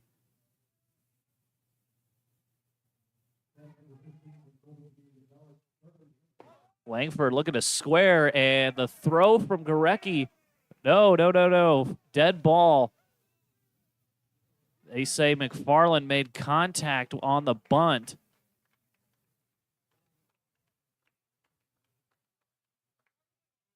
And actually, no, they're gonna call catcher's interference. They're gonna call interference on Langford, as when he went to square, he stepped in front of Gering, who stepped up to throw to first after the bunt attempt. So, yeah, interference called. Interference called on Langford. Tough break for your first pinch hit appearance. We see one pitch and you get called out for interference. Tough break for Langford. As the first pitch to Cale Hamrick is cut on and missed, and it's 0-1. I don't even know what to put in my scorebook for that. No balls and a strike for Hamrick. Next pitch from Robert Guerrero is swung on and popped foul. Guerrero's in his 6th inning of work as he started this ball game.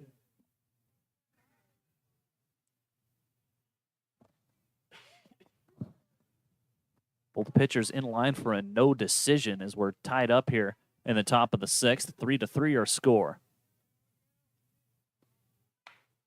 Hamrick swings, hits one on the ground to second. Peterson's got it, has some trouble with it. And he's going to be safe. We'll see what they rule that. And it looks like they are going to give an error to Bryce Peterson.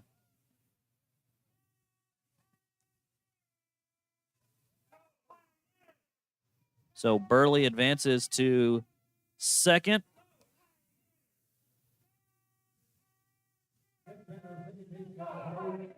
And an E4, second error in the inning here for Western Nebraska.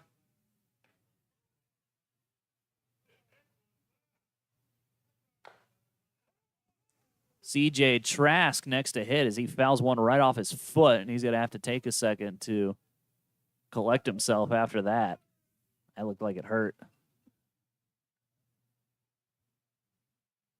Trask, he is from Oak Creek, Wisconsin. He is still trying to shake off the foul ball. He attends Bradley University.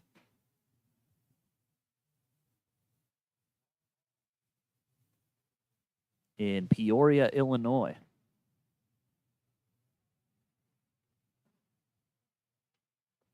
As now Gurecki has walked up to the mound to give Trask a time to collect himself.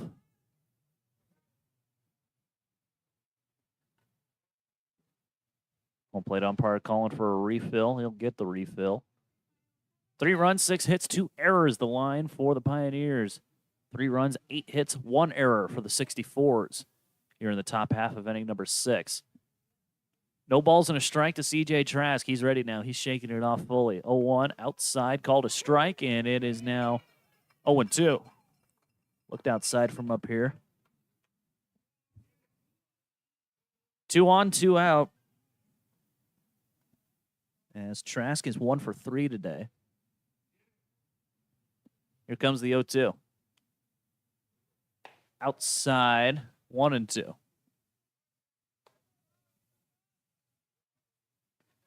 Both of Trask's outs have been made by him grounding out to Pickett over at short. 1-2. Swing and a miss, and there's out number 3.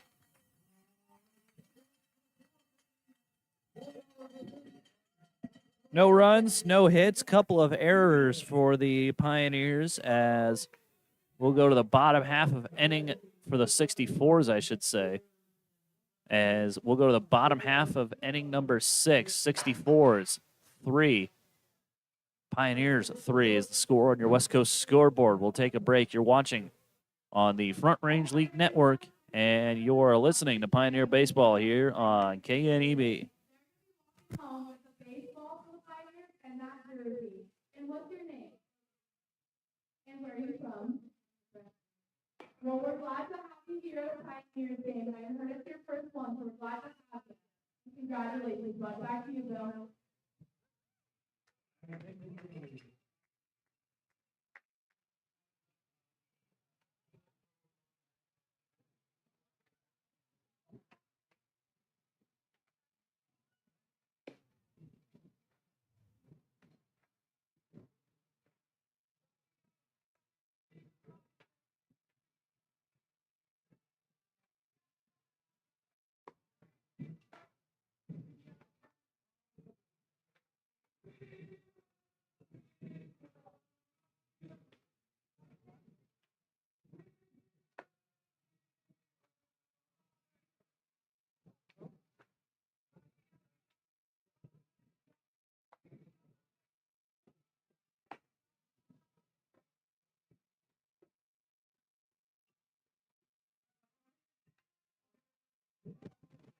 Welcome back to Oregon Trail Park. As we'll begin the bottom half of inning number 6, Jake Watson will get a reset on his at-bat as he was at the plate when Cooper Gorecki got thrown out trying to steal second. As it'll be 8-9-1 due up here for the Pios. Watson, first pitch swinging high in the air towards left field. Coming over is Langford, as Mosier was there before, but it is now Wyatt Langford there, and so he'll put it away quickly for the first out of the inning. As I mentioned, the Pioneers have been able to get the ball in the air, just got to find the gaps.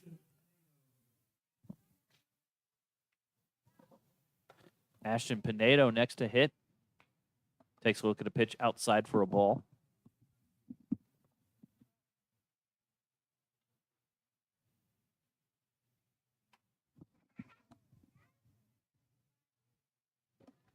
One 0 misses. 2-0.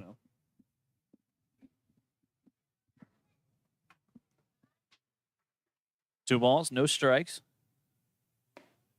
As the next pitch to Pinedo misses, 3-0 the count to him now. Pinedo 1 for 2 today. So I believe that pitch earlier got moved to being a hit. 3-1. Earlier it was said Pinedo reached via an error, but I believe he reached via a hit this time as the next pitch is hit on the ground to Hamerick. Throw to first is in time, and there's quickly 2 gone here in the bottom of the 6th.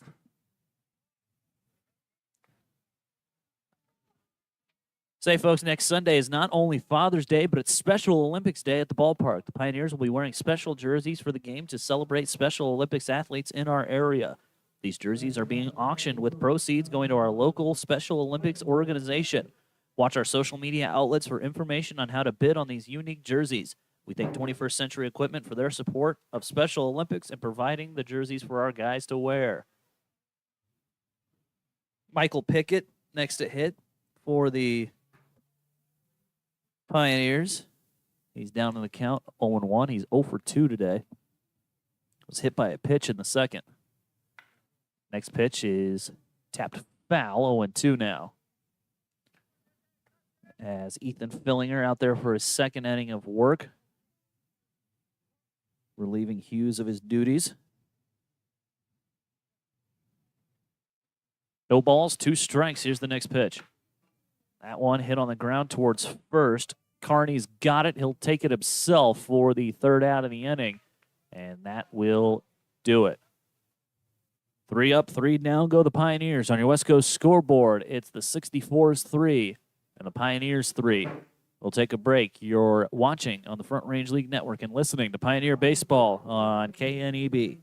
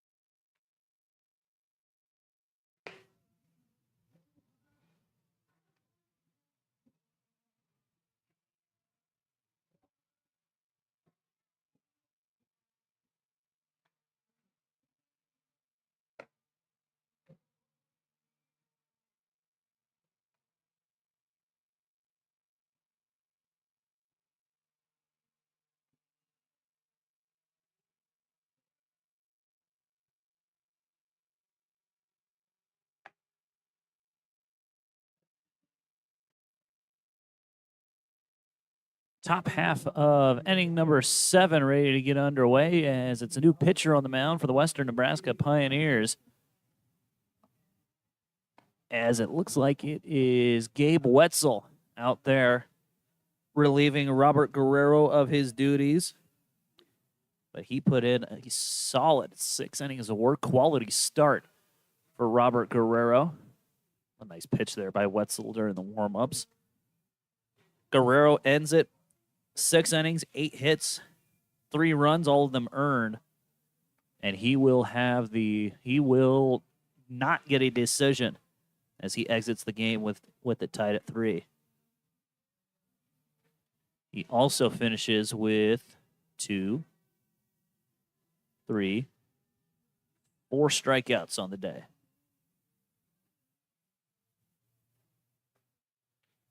Next to hit, as mentioned, new man on the mound will be Gabe Wetzel. As the one to lead things off for the 64's will be Jack Gardner.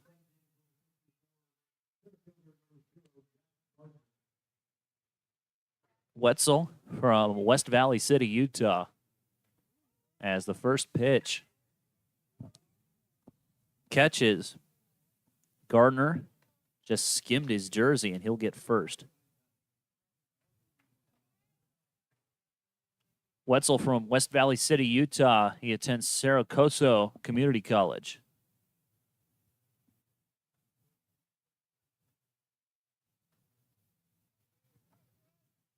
As quickly man on first here, as next to hit will be Jackson Bryant.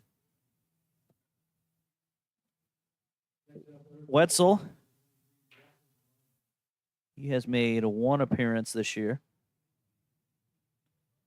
In that appearance, he went 2/3 of an inning. Faced 5 batters. As the first pitch hit on the ground to second, Peterson's got it. Throw to short for 1. Throw to first is not in time. As it'll be a fielder's choice for Jackson Bryant. 4-6 on the fielder's choice. As be on first for Bryant will be on first here with 1 gone.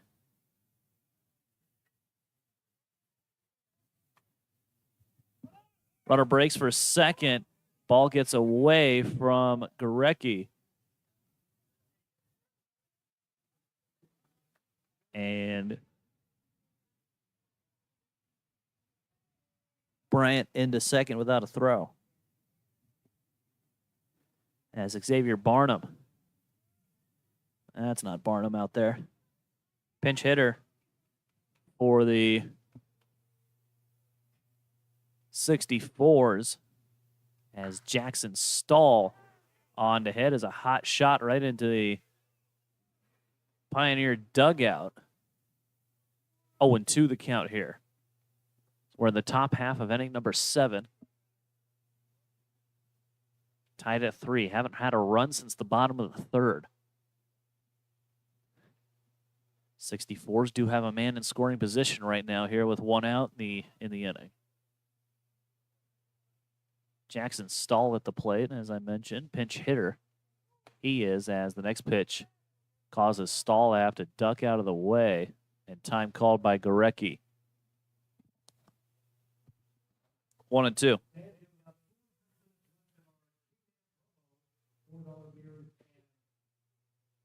Stahl, he is from Santa Maria, California.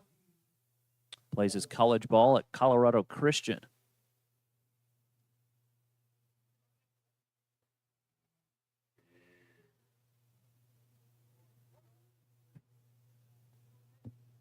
Stahl got the start in game 2 yesterday. He went 2 for 3 in that game. 1-2, down and away. 2-2.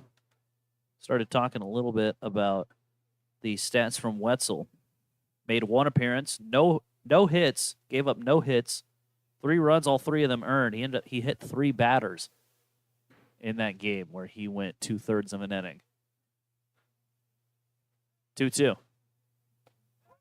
Breaks into the zone, strike 3 called. What a breaking ball that time from Gabe Wetzel. And there's 2 gone in the inning.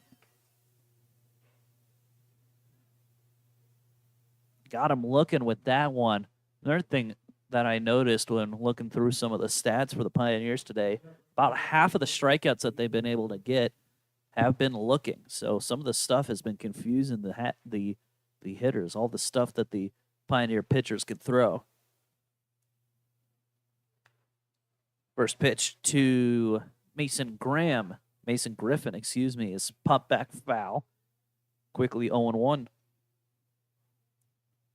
Griffin is 0 for 2 today. Sacrifice fly in the first, grounded out in the third, and then flew out in the fifth. No balls and a strike. Here's the pitch from Wetzel. Fastball stays high, and it's 1-1. Good spot for it. Just got to get him to chase. As Davis Goodwin has run in to talk to Wetzel. The entire right side of the infield, and now Gorecki. Right side of the infield must have noticed something. I wanted to come in and tell Wetzel about it. Wonder exactly what it is they noticed. Got to look and see here if Wetzel's going to be approaching this at bat differently now here, with a ball and a strike and 2 outs in the top half of inning number 7. Glance over at the runner at second. 1-1 from Wetzel is swung on and popped up towards the hit in the air towards left center. Coming over is going to be Douglas, and he'll put it away for the 3rd out of the inning. So whatever they told Wetzel results in a fly ball to left field as the 64's leave 1.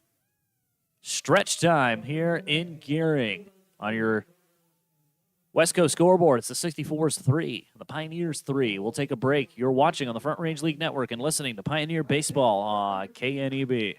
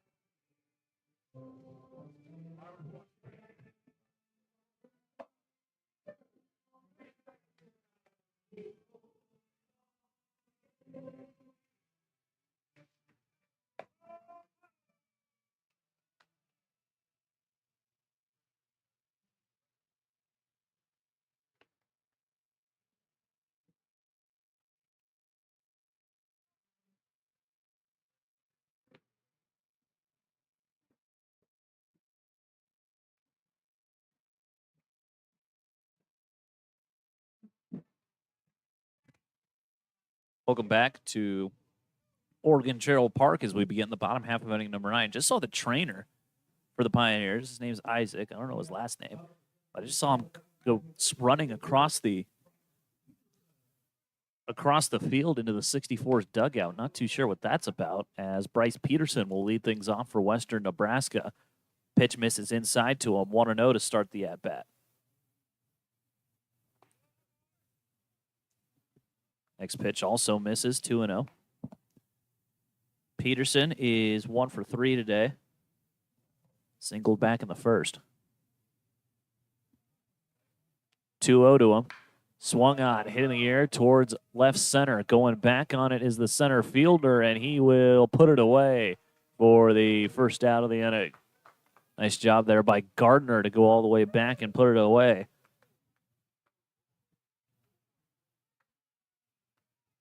As Peterson down after going up 2-0 in the count.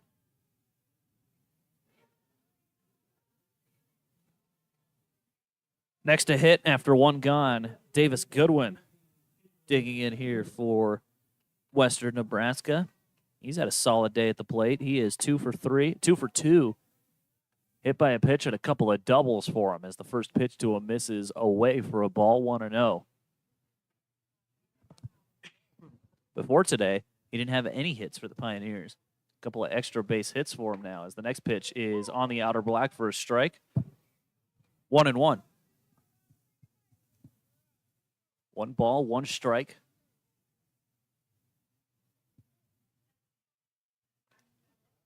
As check swing couldn't hold back. 1-2.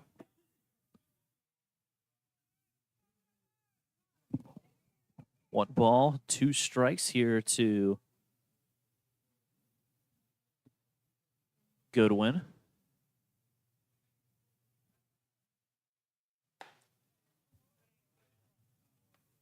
That pitch is a fastball that misses outside. As it's Ethan Fillinger still on the mound. 3rd inning of work for him here for the 64's. 2-2. Swung on, popped up towards the right side. It'll get out of play, and we'll stay where we're at.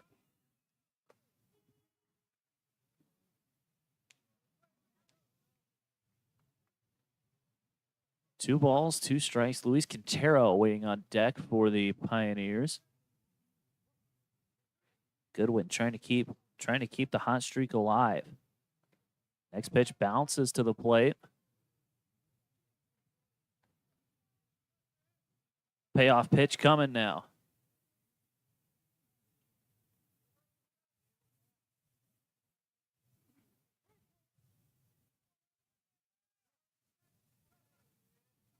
Fillinger ready. Now he'll call time, step out. Goodwin steps out. Tie ball game, bottom half of inning number 7, 3 apiece as Goodwin checked his swing. He'll say he didn't go around, and he draws the walk. Ball 4 to Davis Goodwin. He'll stay a perfect 2 for 2 today.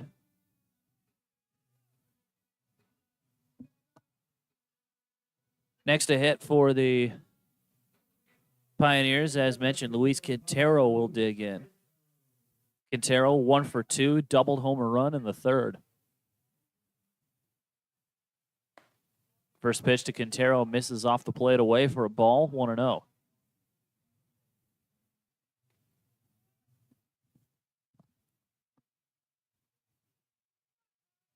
One ball, no strikes here to the Macaray Venezuelan native. Goodwin breaks for second. Pitch is swung on, hit in the air to center. Going back is McFarland. He looks up. It is gone! Luis Quintero over the center field fence. And the Western Nebraska Pioneers have taken the lead. It's now 5-3 in favor of the Pios.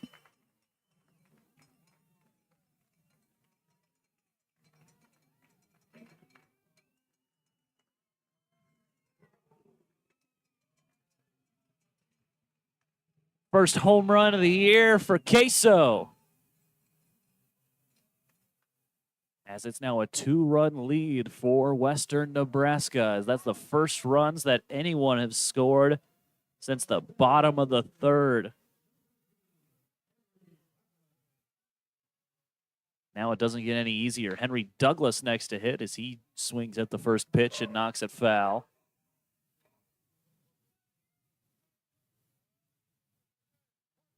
Douglas 1 for 2, hit a sacrifice fly in the first, had a single back in the third as the next pitch bounces.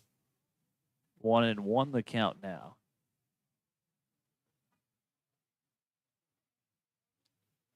Three RBIs in the ball game here for Quintero. As the 1-1 swung on, hit into right field. That'll get down for a base hit. Second hit of the day for Henry Douglas. As the little bit of one-out magic here for the Pioneers.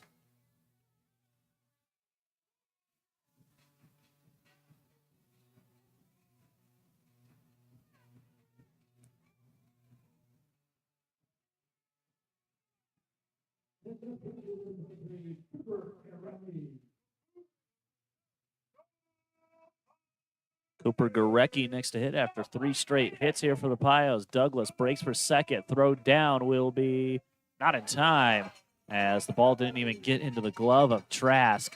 And Douglas in with a stolen base for Western Nebraska. That is stolen base number 1 on the year for Henry Douglas. It's the first time he's tried to steal a base as well. Next pitch misses down and away for a ball. 2-0 the count now here to the Pioneers catcher. Gorecki 0 for 2 today.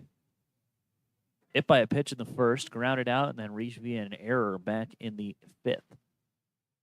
2-0. Right down the middle, just taken all the way here on 2-0.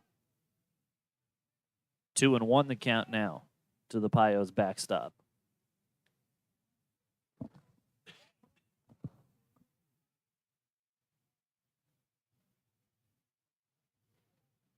Two and one, here it comes. Just missed off the plate away. 3-1 now. Hitter spot here for Gorecki. 3 balls in the count. Alex Draper waiting on deck. 3-1. Swing and a miss, and now we're full 3-2.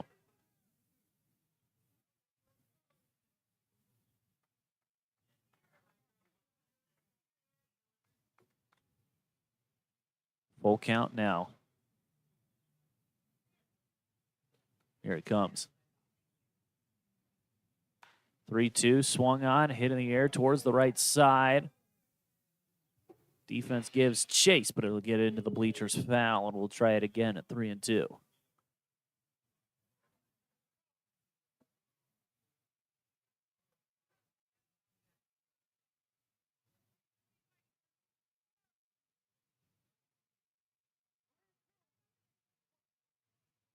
Another 3-2 count here. Still only 1 out here in the bottom of the 7th for the Pios. 3 balls, 2 strikes. Here it comes.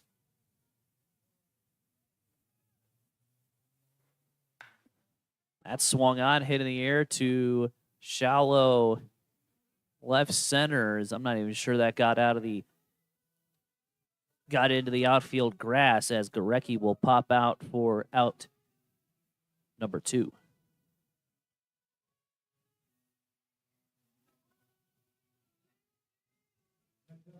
Next to hit for the Pioneers will be Alex Draper. He's 0 for 2 today, drew a walk back in the 3rd. First pitch to him. That was a good pitch there by Fillinger. That's exactly what you want on those breaking balls. It looks like it's catching a lot of the zone, and then as soon as it gets to where it can be hittable, it just falls right off the table. That was a great pitch by Fillinger. 1 ball, no strikes. The pitch is a fastball, bounces to the plate. Good block behind the plate. 2-0 the count now to the Pioneers center fielder.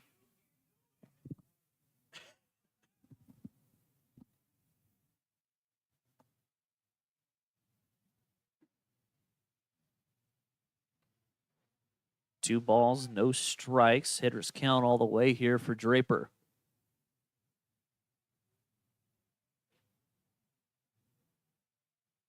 2-0 stays high. Good fastball, and now it's 3-0.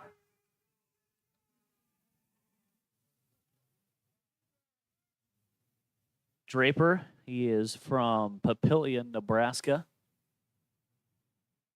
Plays his college ball at Concordia, Nebraska.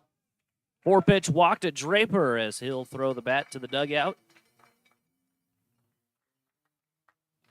Next to hit for the Pios will be Jake Watson as manager out of the dugout. Looks like it's Tony Rucco coming out for the 64's, talking to Fillinger. Looks like there is one person throwing in the 64's bullpen, and he's going to come in to pitch.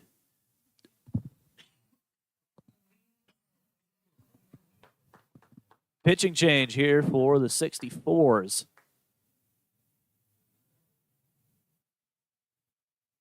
As the Pios have broken the game wide open thanks to a 2-run home run from Luis Quintero.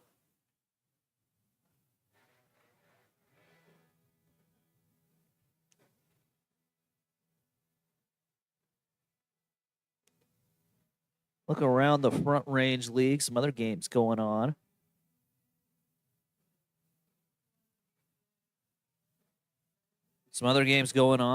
The El Paso County Miracles have made the trip over to Greeley as they are currently in the bottom half of inning number 7. Greeley have the bases loaded in the bottom of the 7th and have a 5-4 lead, trying to break that game open over in Greeley.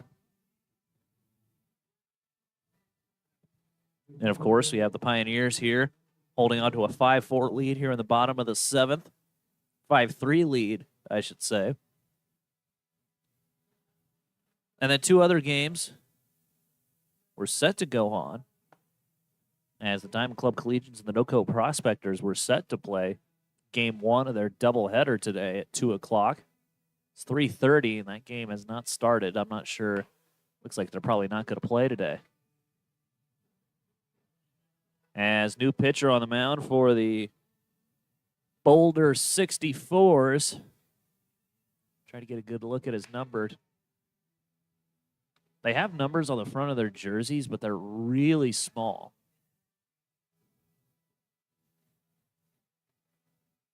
Trying to get a good look at who that is throwing warm-up pitches. He refuses to turn his back on us. He's a polite guy, and now he's turned his back.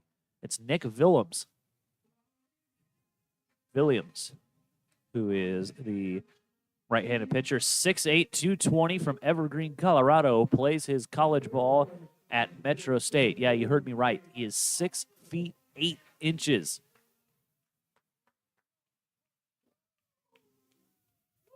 As Jake Watson will be the first to greet him here with 2 outs in the 7th inning. Watson wanting to attack early. Good slider there from Willems.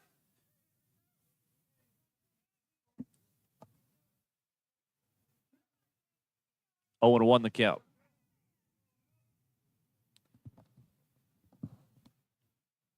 0-1. Gets away from the catcher, and 2 guys are going to advance bases here for the Pioneers. As Draper and Douglas will go up to 2nd and 3rd now. Watson 0 for 3. 3 flyouts for him. Would love to change that here as he's got a ball at a strike count.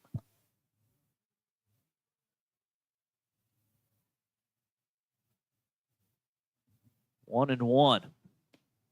Bounces to the plate. 2-1 now.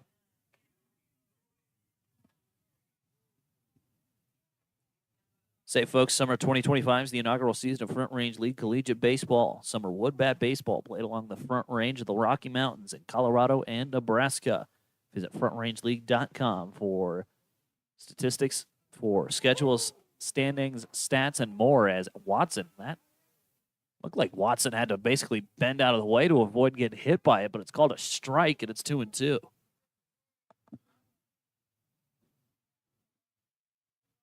Two. Swing and a miss, and Watson down on strikes to end the inning. But the Pioneers break the game wide open thanks to one swing of the bat by Luis Quintero, as his 2-run shot gives the Pioneers the lead on the West Coast scoreboard. It's the Pioneers 5 and the 64's 3. Top half of inning number 8 when we come back. You're listening to Pioneer Baseball on KNEB and watching it on the Front Range League Network.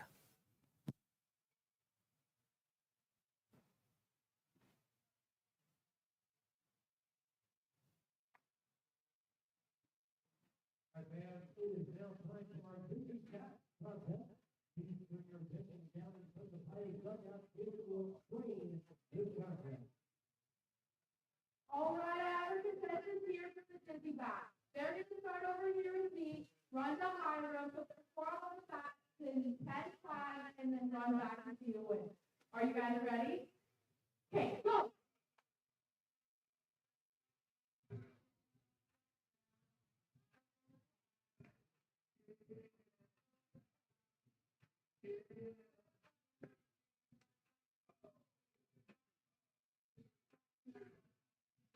Oh, we have to come back. 1 point to the lead on that one. And we have a winner. Back to you, Bill. Just a reminder, fans, we'll be going to 2 sales in the middle of the week. Again, 2 sales in the middle of the week. Top half of inning number 8 ready to get underway here as the Pioneers have a 2-run lead, again, thanks to Luis Quintero, as they will look to hold on to this lead. Gabe Wetzel still out there. He's going to go for his 2nd inning of work here for Western Nebraska. Did a solid job. Only hit one guy, and then was able to keep anyone from advancing much further. As on to lead things off here for Boulder will be Logan Carney. The first pitch to him catches the outer black for a strike. It's 0-1. Carney 1 for 3 today. Singled, grounded out, and then reached via an error in the 6th. Time called by Carney as he'll step out and readjust his batting gloves. Just one batting glove, not like Nomar Garcia Parra. For those that remember watching him play, as the next pitch misses low for a ball, 1-1.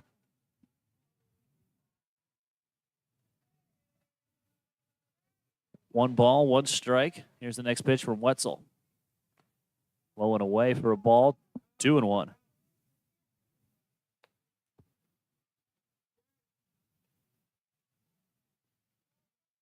Two balls and a strike here. Hitters count for Boulder. Swung on, hit up the third base line. That's going to stay fair. Charging over is Douglas. Carney rounding first, on his way to second. Throw in from Douglas is not going to be in time, as Logan Carney gets the 8th inning started off for the 64's with a leadoff double. It's exactly what you were looking for if you were Boulder.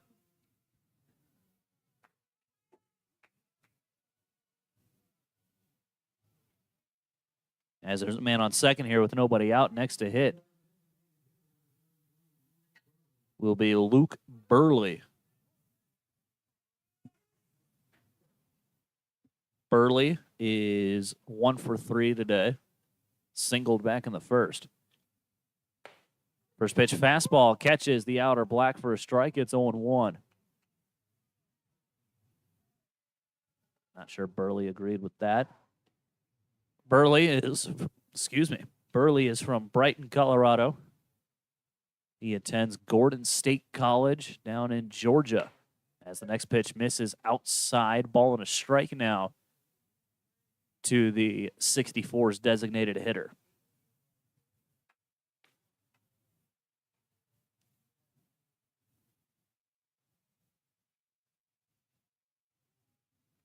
One ball, one strike. Wetzel takes a look at the guy over on second. He delivers. Swung on, hit in the air to left. Going back on it is Douglas. He's looking up, he's tracking, and it is gone.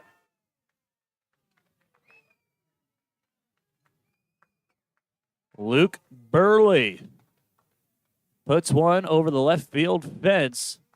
And just like that, we're right back where we started, as it is tied up at 5 apiece now.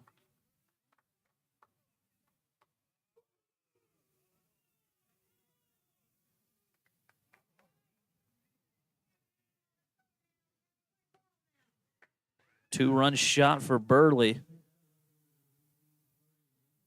As next to hit will be Charlie Langford.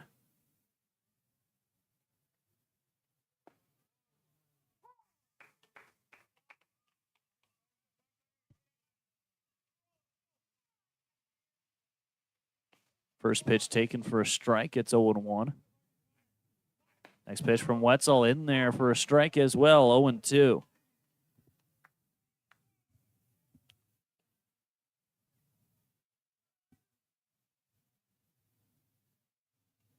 No balls, 2 strikes. Next pitch on its way. Inside, and that's a ball, 1-2.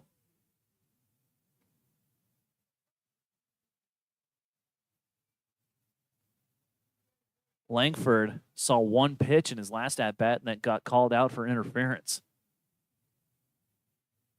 1-2, floats into the zone, strike 3 called. Nice comeback there from Gabe Wetzel as he gets the next guy looking for his second strikeout, and there's one gone in the inning.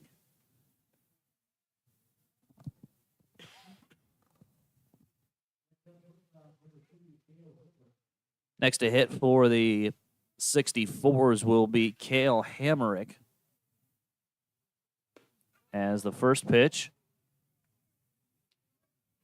missed apparently for a ball, 1-0. Looked about like the same pitch that Jake Watson had to turn around on. That was called a strike. 1-0, misses inside, 2-0. 2-0. Hamerick is 0 for 3 today. Struck out, ground out, and then reached via an error.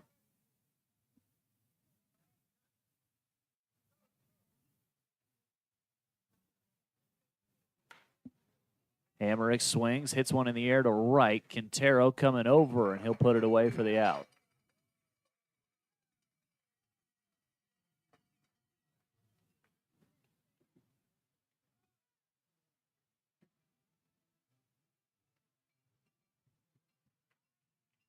Next up here for the 64's, it's a pinch hitter, Zeke Bodie will come up to hit. Bodie got the start in game 1 in yesterday's ball game as the first pitch to him is in there for a strike. Bodie went 1 for 3 in the game yesterday, in the game 3 yesterday, had an RBI triple. Next pitch misses inside, 1-1.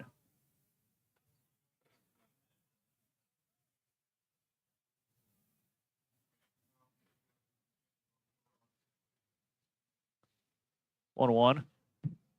Swung on and fouled back. 1-2 the count. Bodie from Thornton, Colorado, attends Prospect Ridge Academy.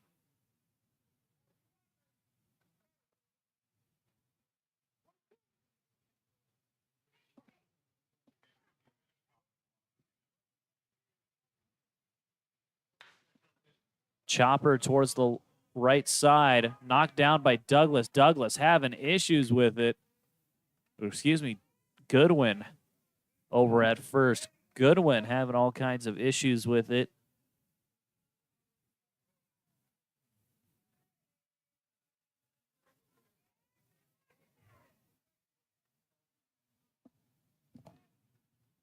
As call that an E3. Zeke Bodie.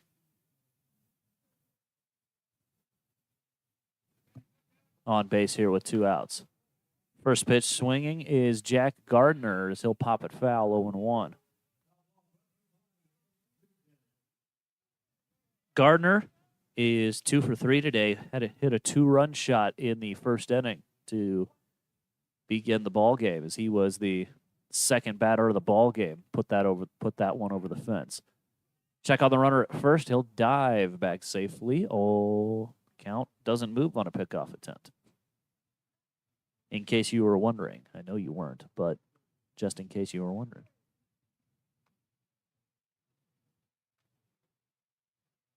Five runs, 10 hits, 1 error for the 64's, as the next pitch looked good from up here. Called a ball, 1-1.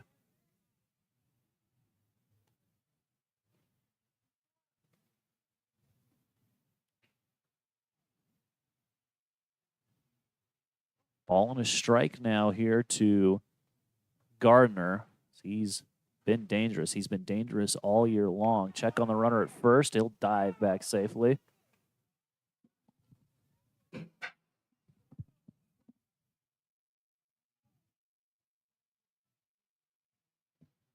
One ball, 1 strike. We're in the top half of inning number 8. 5-all our score here. Runner breaks for second. Pitch is low. The throw down will take about 5 skips. And Bodie is in standing.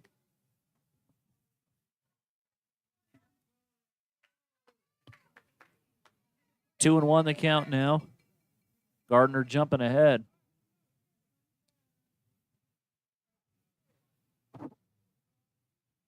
Here comes the next pitch from Wetzel. Down and in, 3-1 now. Go-ahead run is now moved into scoring position.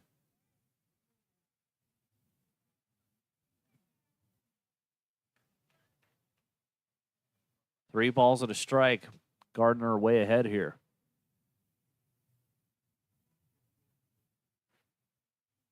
Three-one, swung on, hit back, fouled back. Counts moved full now here. 3 balls and 2 strikes. Should Gardner get on, Jackson Bryant waits on deck. Wetzel looking for strikeout number 3.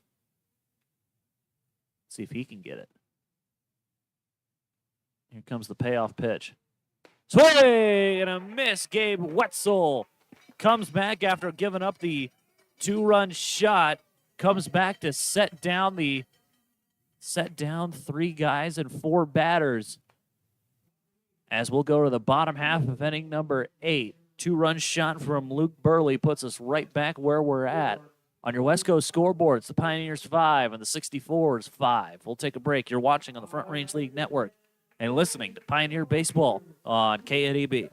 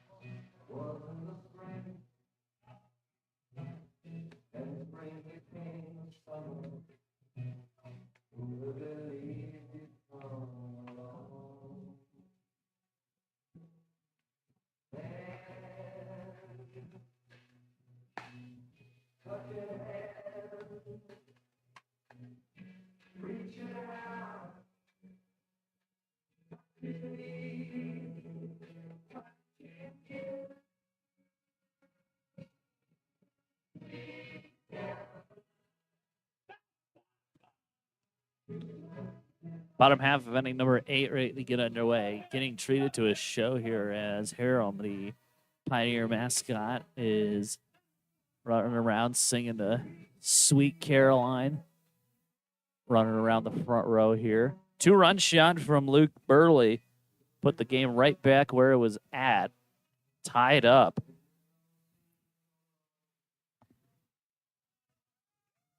As the man to lead things off here for Western Nebraska will be Ashton Pinedo.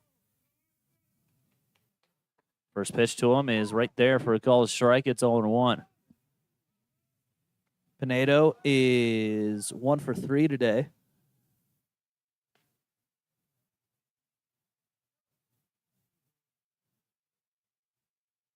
0-1 fastball, hit back foul. We'll try again at 0-2. 9-1-2 hitters due up here for Western Nebraska. They were able to get 7 guys to the plate back in the 7th inning. They'd like to do that again. 0-2. Bounces to the plate. Now it's 1-2.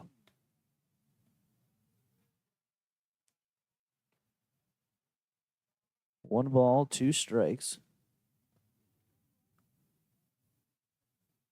As it is still the big 6'8" man. Strike 3 called as Pinedo turns around, takes a glance at the umpire. Did not like that call. As it is still Nick Willems out there for the 64's. As Pinedo down looking. Willems picks up his 2nd strikeout. As next to hit for the Pioneers is Mikey Pickett. First pitch bounces to the plate, 1-0. Pickett is 0 for 3 today. Was hit by a pitch in the 2nd inning. Just got done with high school, did Pickett. As the 1-0 to him misses inside. Slider that didn't slide, and it's 2-0. Pickett just got done with high school out of Fremont, California. He is committed to go to Fresno State along with Tyler Antwine. 2-0 to Pickett. Up and away, 2-0. 3-0, excuse me. In his senior year of high school, he played in 25 games, hit .378 with a .519 on base, 2 home runs and 17 driven in his senior year. As the next pitch to Pickett misses outside for a ball. It's a 4-pitch walk with 1 out here in the inning to try to keep things alive for the Pios.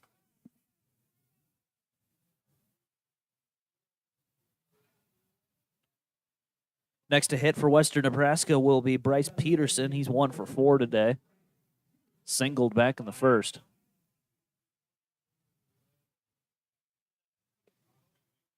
Fastball stays outside for a ball, 1-0.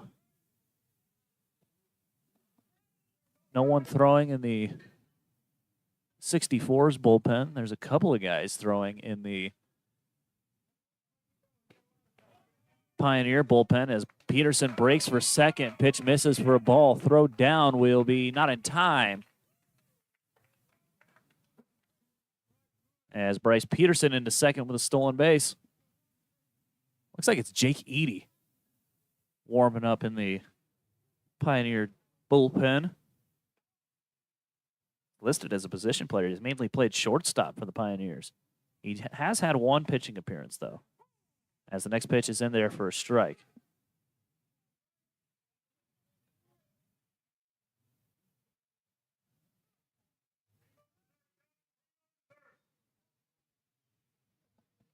Two balls and a strike. Next pitch to Peterson misses. 2-1. 3-1, excuse me.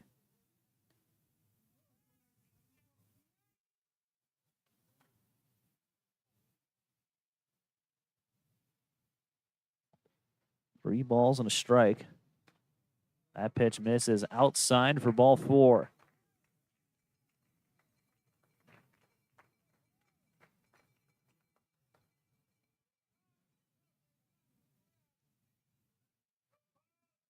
Back-to-back walks drawn here by the Pioneers. Puts 2 on and 1 out in the inning. And his next to hit is Davis Goodwin.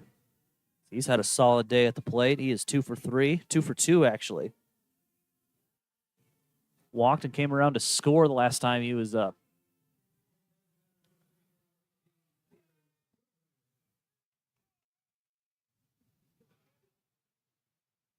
First pitch to Goodwin.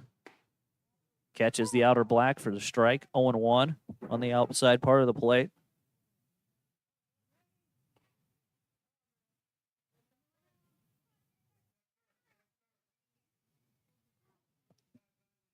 No balls, 1 strike. Next pitch to Goodwin. Runner breaks for 3rd. Pitch bends, stays high.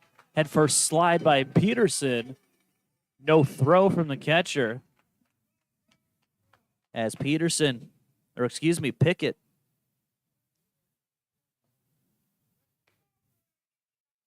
Pickett over on third here for Western Nebraska.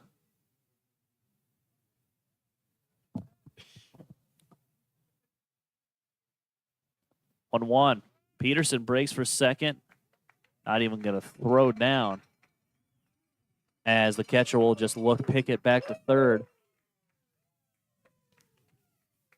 2-1 the count to Goodwin.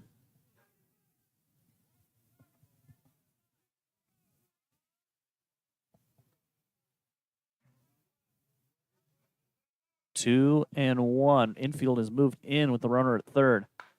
Goodwin swings, hits one in the air to left. Langford going back on it. He will put it away for the out. Pickett tag it for the plate. The throw in will not be in time. Mikey Pickett scores on the sacrifice fly, and the Pioneers put another run on the board as they have taken the lead yet again. It is now 6-5 in favor of Western Nebraska.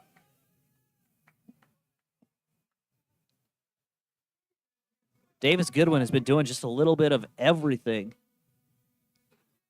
Hit by pitch, a couple of doubles, walk, now a sacrifice fly for him. Second sacrifice fly that the Pioneers have hit here in the ball game. As next to hit here will be Luis Quintero.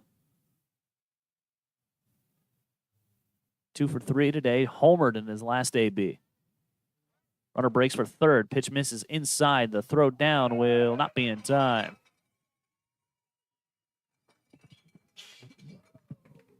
Okay, I think Quintero tried to get a hit by pitch out of that, as that was pretty far inside.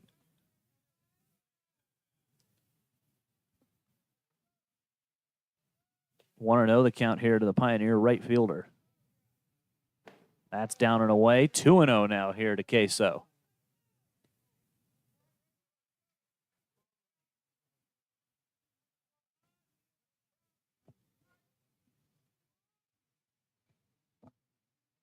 Here it comes. Fastball hit back foul. Good pitch to hit. Just missed it, and it's 2-1.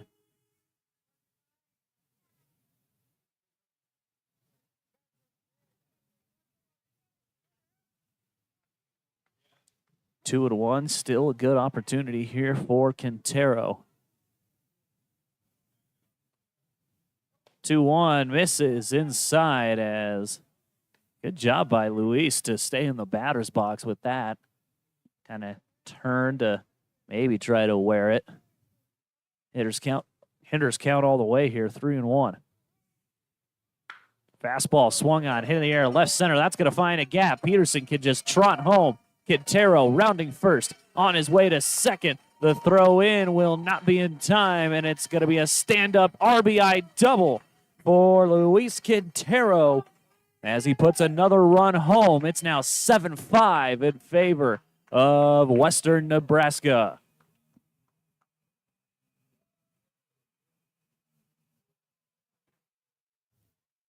Second double, third extra base hit of the game for Luis Quintero. That'll help the slugging percentage. As next to hit here will be Henry Douglas. That's the fourth RBI as well for Quintero. First pitch to Douglas, misses low. Another good pitch there by the man on the mound for the 64's, Nick Willems. 64 guys, they have good breaking stuff.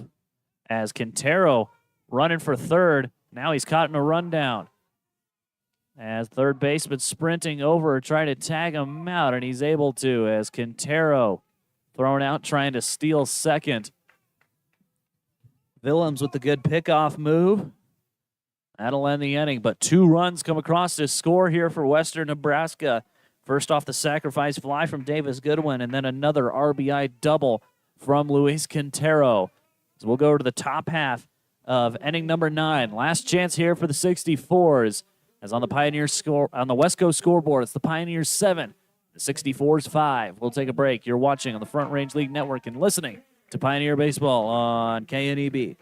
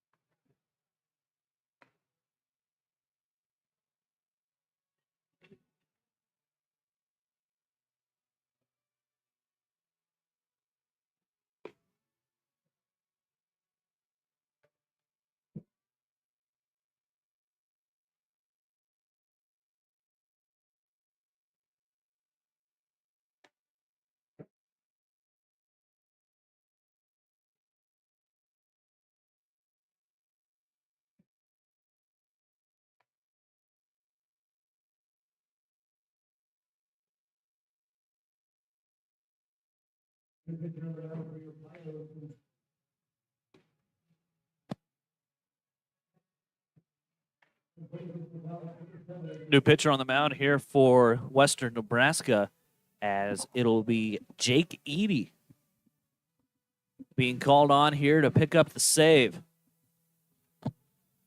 Eady from Storm Lake, Iowa, attends Buena Vista University.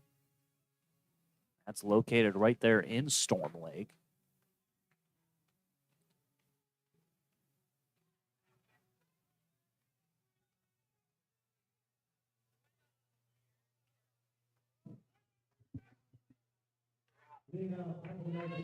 Leadoff man for the 64's here. Last chance in the top half of inning number 9.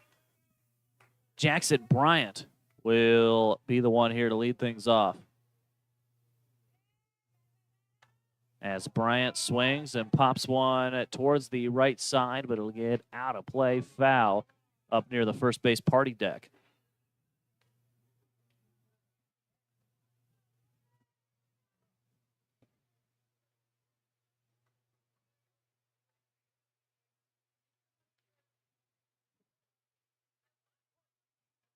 Eady listed as a second baseman for the Pios. Is a 4-time letter winner in high school for baseball. As the next pitch is hit in the air towards right center. Going back on it is the right fielder Quintero. That'll get down. And the 64's are not going away, as it's a leadoff double here for Jackson Bryant. Make him 3 for 5 today, as he's into second here with nobody out.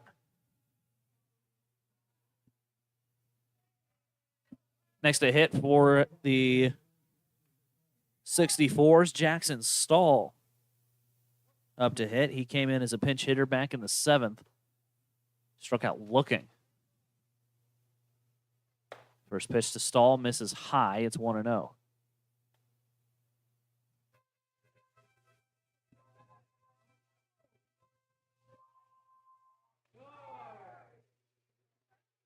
One and oh the count. Here it comes. Stahl looks to square, but he pops the pitch foul near the Pioneer dugout.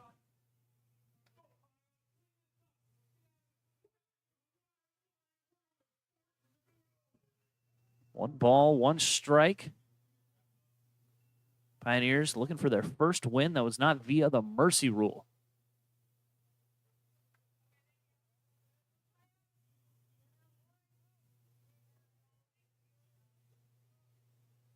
One and one. Here's the pitch from Eady as Stahl swings and pops one foul. 1-2 here.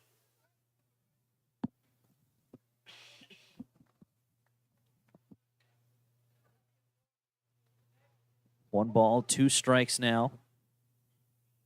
As mentioned, Stahl 0 for 1 today. Struck out looking. Back in the 7th as the next pitch goes up and in to Stahl. Has to get out of the way. 2-2 now.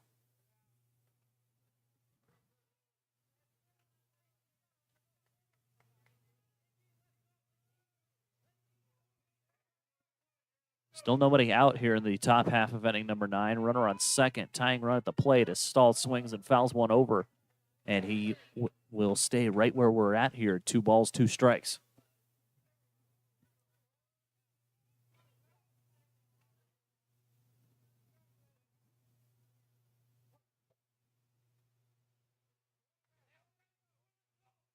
Stahl from Santa Maria, California. Plays ball at Colorado Christian as he swings and skies one to left. Douglas charging in, and he will put it away for out number 1. Hit it pretty hard, but hit it right. Just got under it a bit too much as it floated right over to Henry Douglas.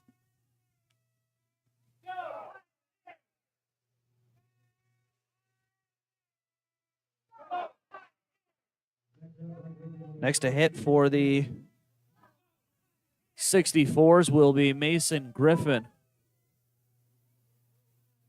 Griffin 0 for 3 today as he's first pitch swinging in the air to center. Coming over is Draper. He'll put it away for the out. Runner bluffs for third, Throw will be cut off by Pickett. And there's 2 gone here in the inning.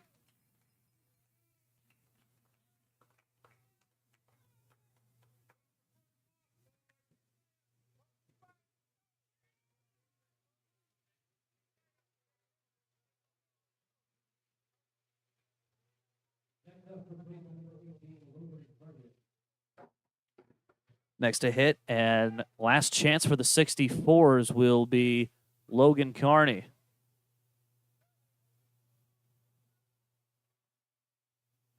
Fastball. Misses high for a ball, 1-0.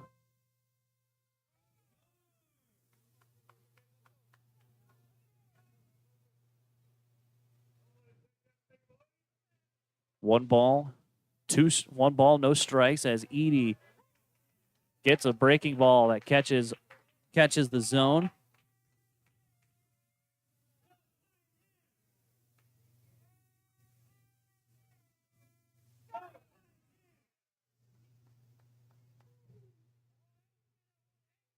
One ball, one strike.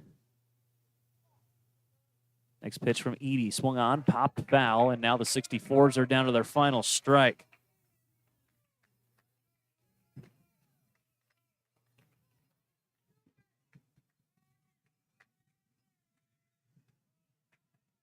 '64s down to their final strike.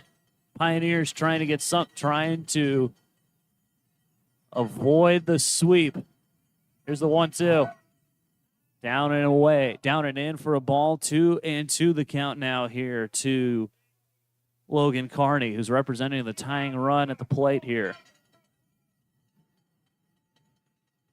2 runs have been scored in each half inning since the bottom of the 7th. Pioneers trying to make sure there's a 0 on that scoreboard here for Boulder as the fastball misses high. So from 1-2, it's now 3-2.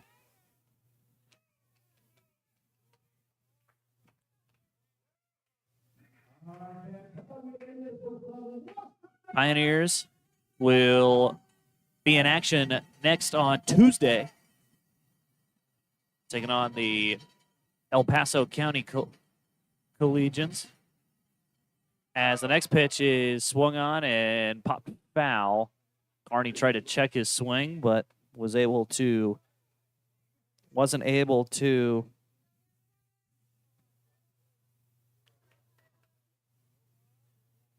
hold back and had the ball go off his bat.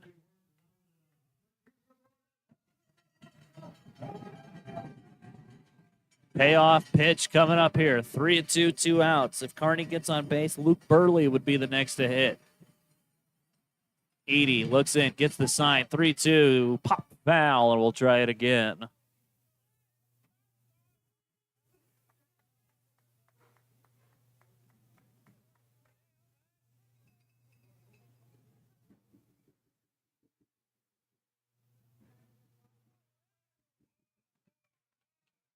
Three balls, 2 strikes. Payoff pitch coming up again here for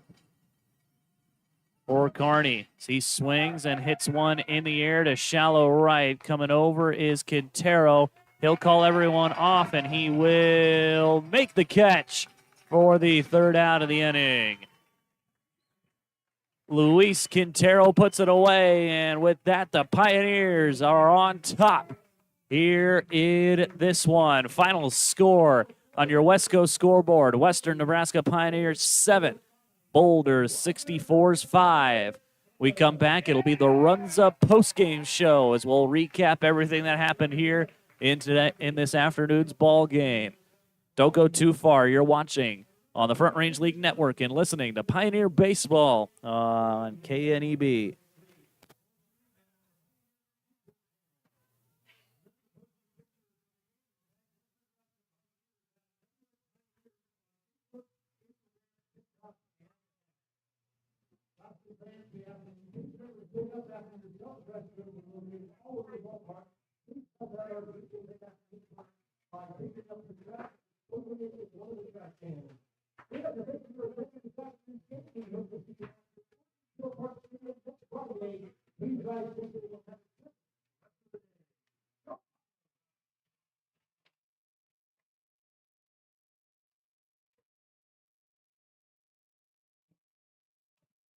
Check, mic 1, 2. Check, check. Check, check, mic 1, 2.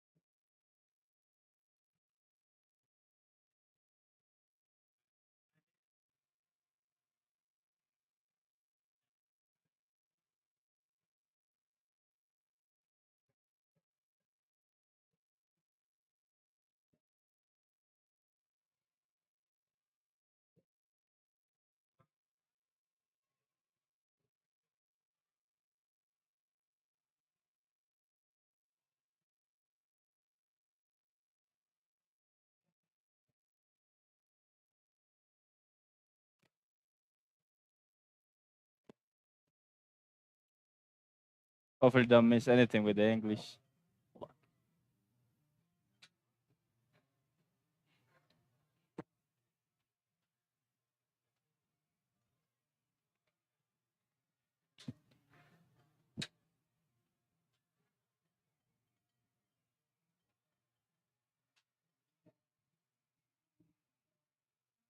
Hello, ladies. Welcome to the Runs Up postgame show as the Western Nebraska Pioneers take down the Boulder 64's by a score of 7-5.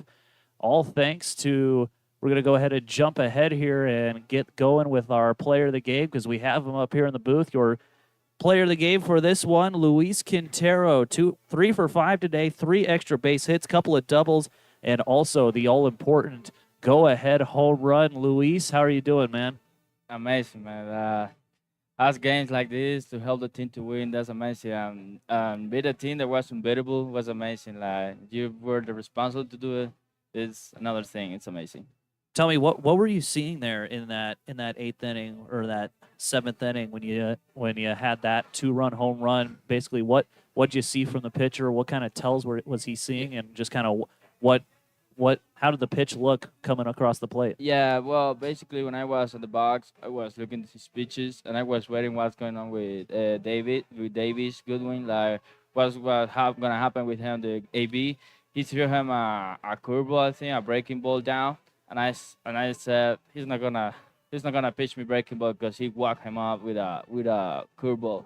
So his first pitch, fastball away, and I knew he was gone. So if he would have thrown me a curveball, I just gonna let it go. But I knew with the fastball, so I was confident with the fastball, and he threw me, and I just smashed it. I was like, that's better I do. So you were looking fastball for Yeah, that. basically I was looking for fastball. And you were seeing the ball pretty well all day long. I mean, a couple of doubles to go along with that home run. Kind of what were you seeing throughout the entire game in order to be able to get these 3 extra base hits? Well, the basically just waiting for my pitch, just trying to find my best pitch to hit it, and the whole game I was trying to hit the fastball because the curveball for them they didn't work at all good. So I just trying to find fastball every game. So it was a good deal and was a good plan for me. Yeah, for sure. 3 extra base hits, as I mentioned, 3 for 4, solid game. So when you're in there in the on deck circle, kind of what are you looking for from a pitcher to kind of help you out in your next at bat? Yeah, just trying to see what pitches is working for him, what pitches he's starting, what pitch he's throwing. Depends of the count, and that's what I'm trying to see to try and to figure out my plan, what's gonna be when I go and step on the box. What final question for you, and I'll let you go. What does your pregame routine look like? What do you like to do before a start, before coming to the ballpark and then getting to the ballpark? Kind of what does your day look like getting ready for a baseball game? I'm trying to pray God first of all when I wake up. Uh, Try about a good breakfast. Came here and do my own warm up. Try to get the best ready as possible to get into the game. Well, there you have it. Your player of the game for tonight, Appreciate it. Luis Quintero, 3 for 4, 2 doubles, and the go-ahead home run. Great game today, Luis, and pleasure to have you up here in the booth. Thank you. Hopefully, do it more often. I hope so too. All right, we'll go ahead and take a break. That has been Luis Quintero, your player of the game for tonight. You're watching on the Front Range League Network, and we'll continue the Runs Up postgame show here on KNEB. We'll be back. Thank you, Laura.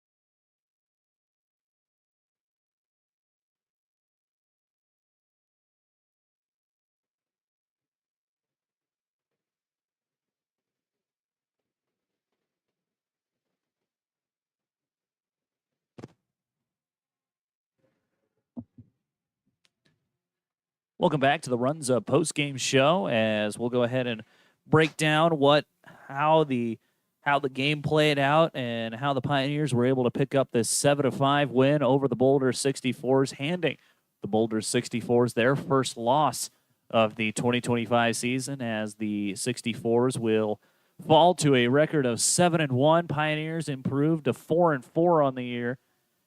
Go ahead and break things down as the 64's got started early. 3 runs in the top half of inning number 1.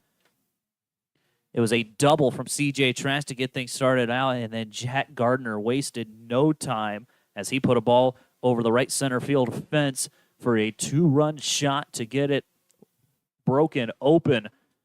And then a double from Jackson Bryant, a single from Xavier Farnham, turned into a sacrifice fly from Mason Griffin, giving the 64's the 3-0 lead. Couple of more base hits as all 9 batters came to the plate for Boulder. All 9 batters came to the plate for Boulder in that first inning. As after a single from Luke Burley, Robert Guerrero able to turn things around as he got the start today. He got able to turn things around as he got back-to-back strikeouts to end the inning and was able to keep the 64's off the scoreboard for only 3 more runs.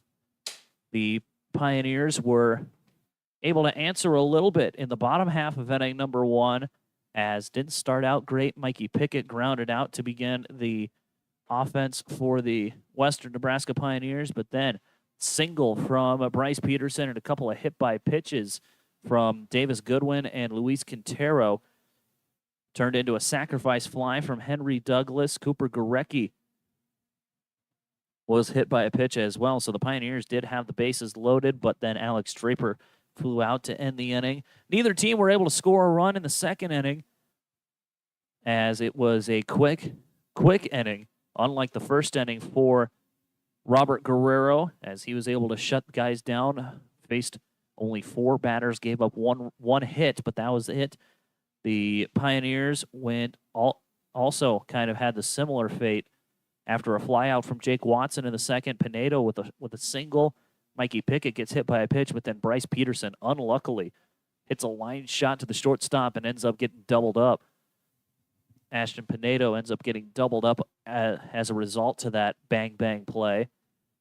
Pioneers able to hold the 64 scoreless in the third as a 3-up, 3-down inning from Guerrero put a 0 on the board. Then the Pioneers able to tie the ball game up at the bottom half of inning number 3.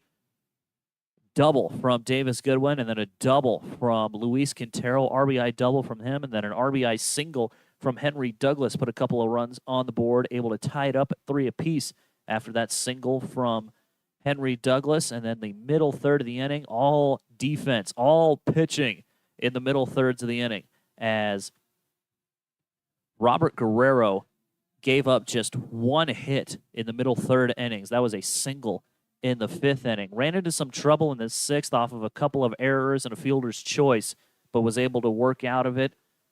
The middle third innings for the Pioneers on offense, they also were limited to just 1 hit, that being a double from Davis Goodwin in the 4th inning. Top of the 7th, the 64's again tried to get something going as Jack Gardner hit by a pitch. Jackson Bryant grounded into a fielder's choice, and then a strikeout and a flyout kept the 64's off the board. The bottom half of inning number 7, you heard it earlier. Luis Quintero with a 2-run home run in the bottom half of the 7th broke the game open, put the score at 5-3 through 7 innings full.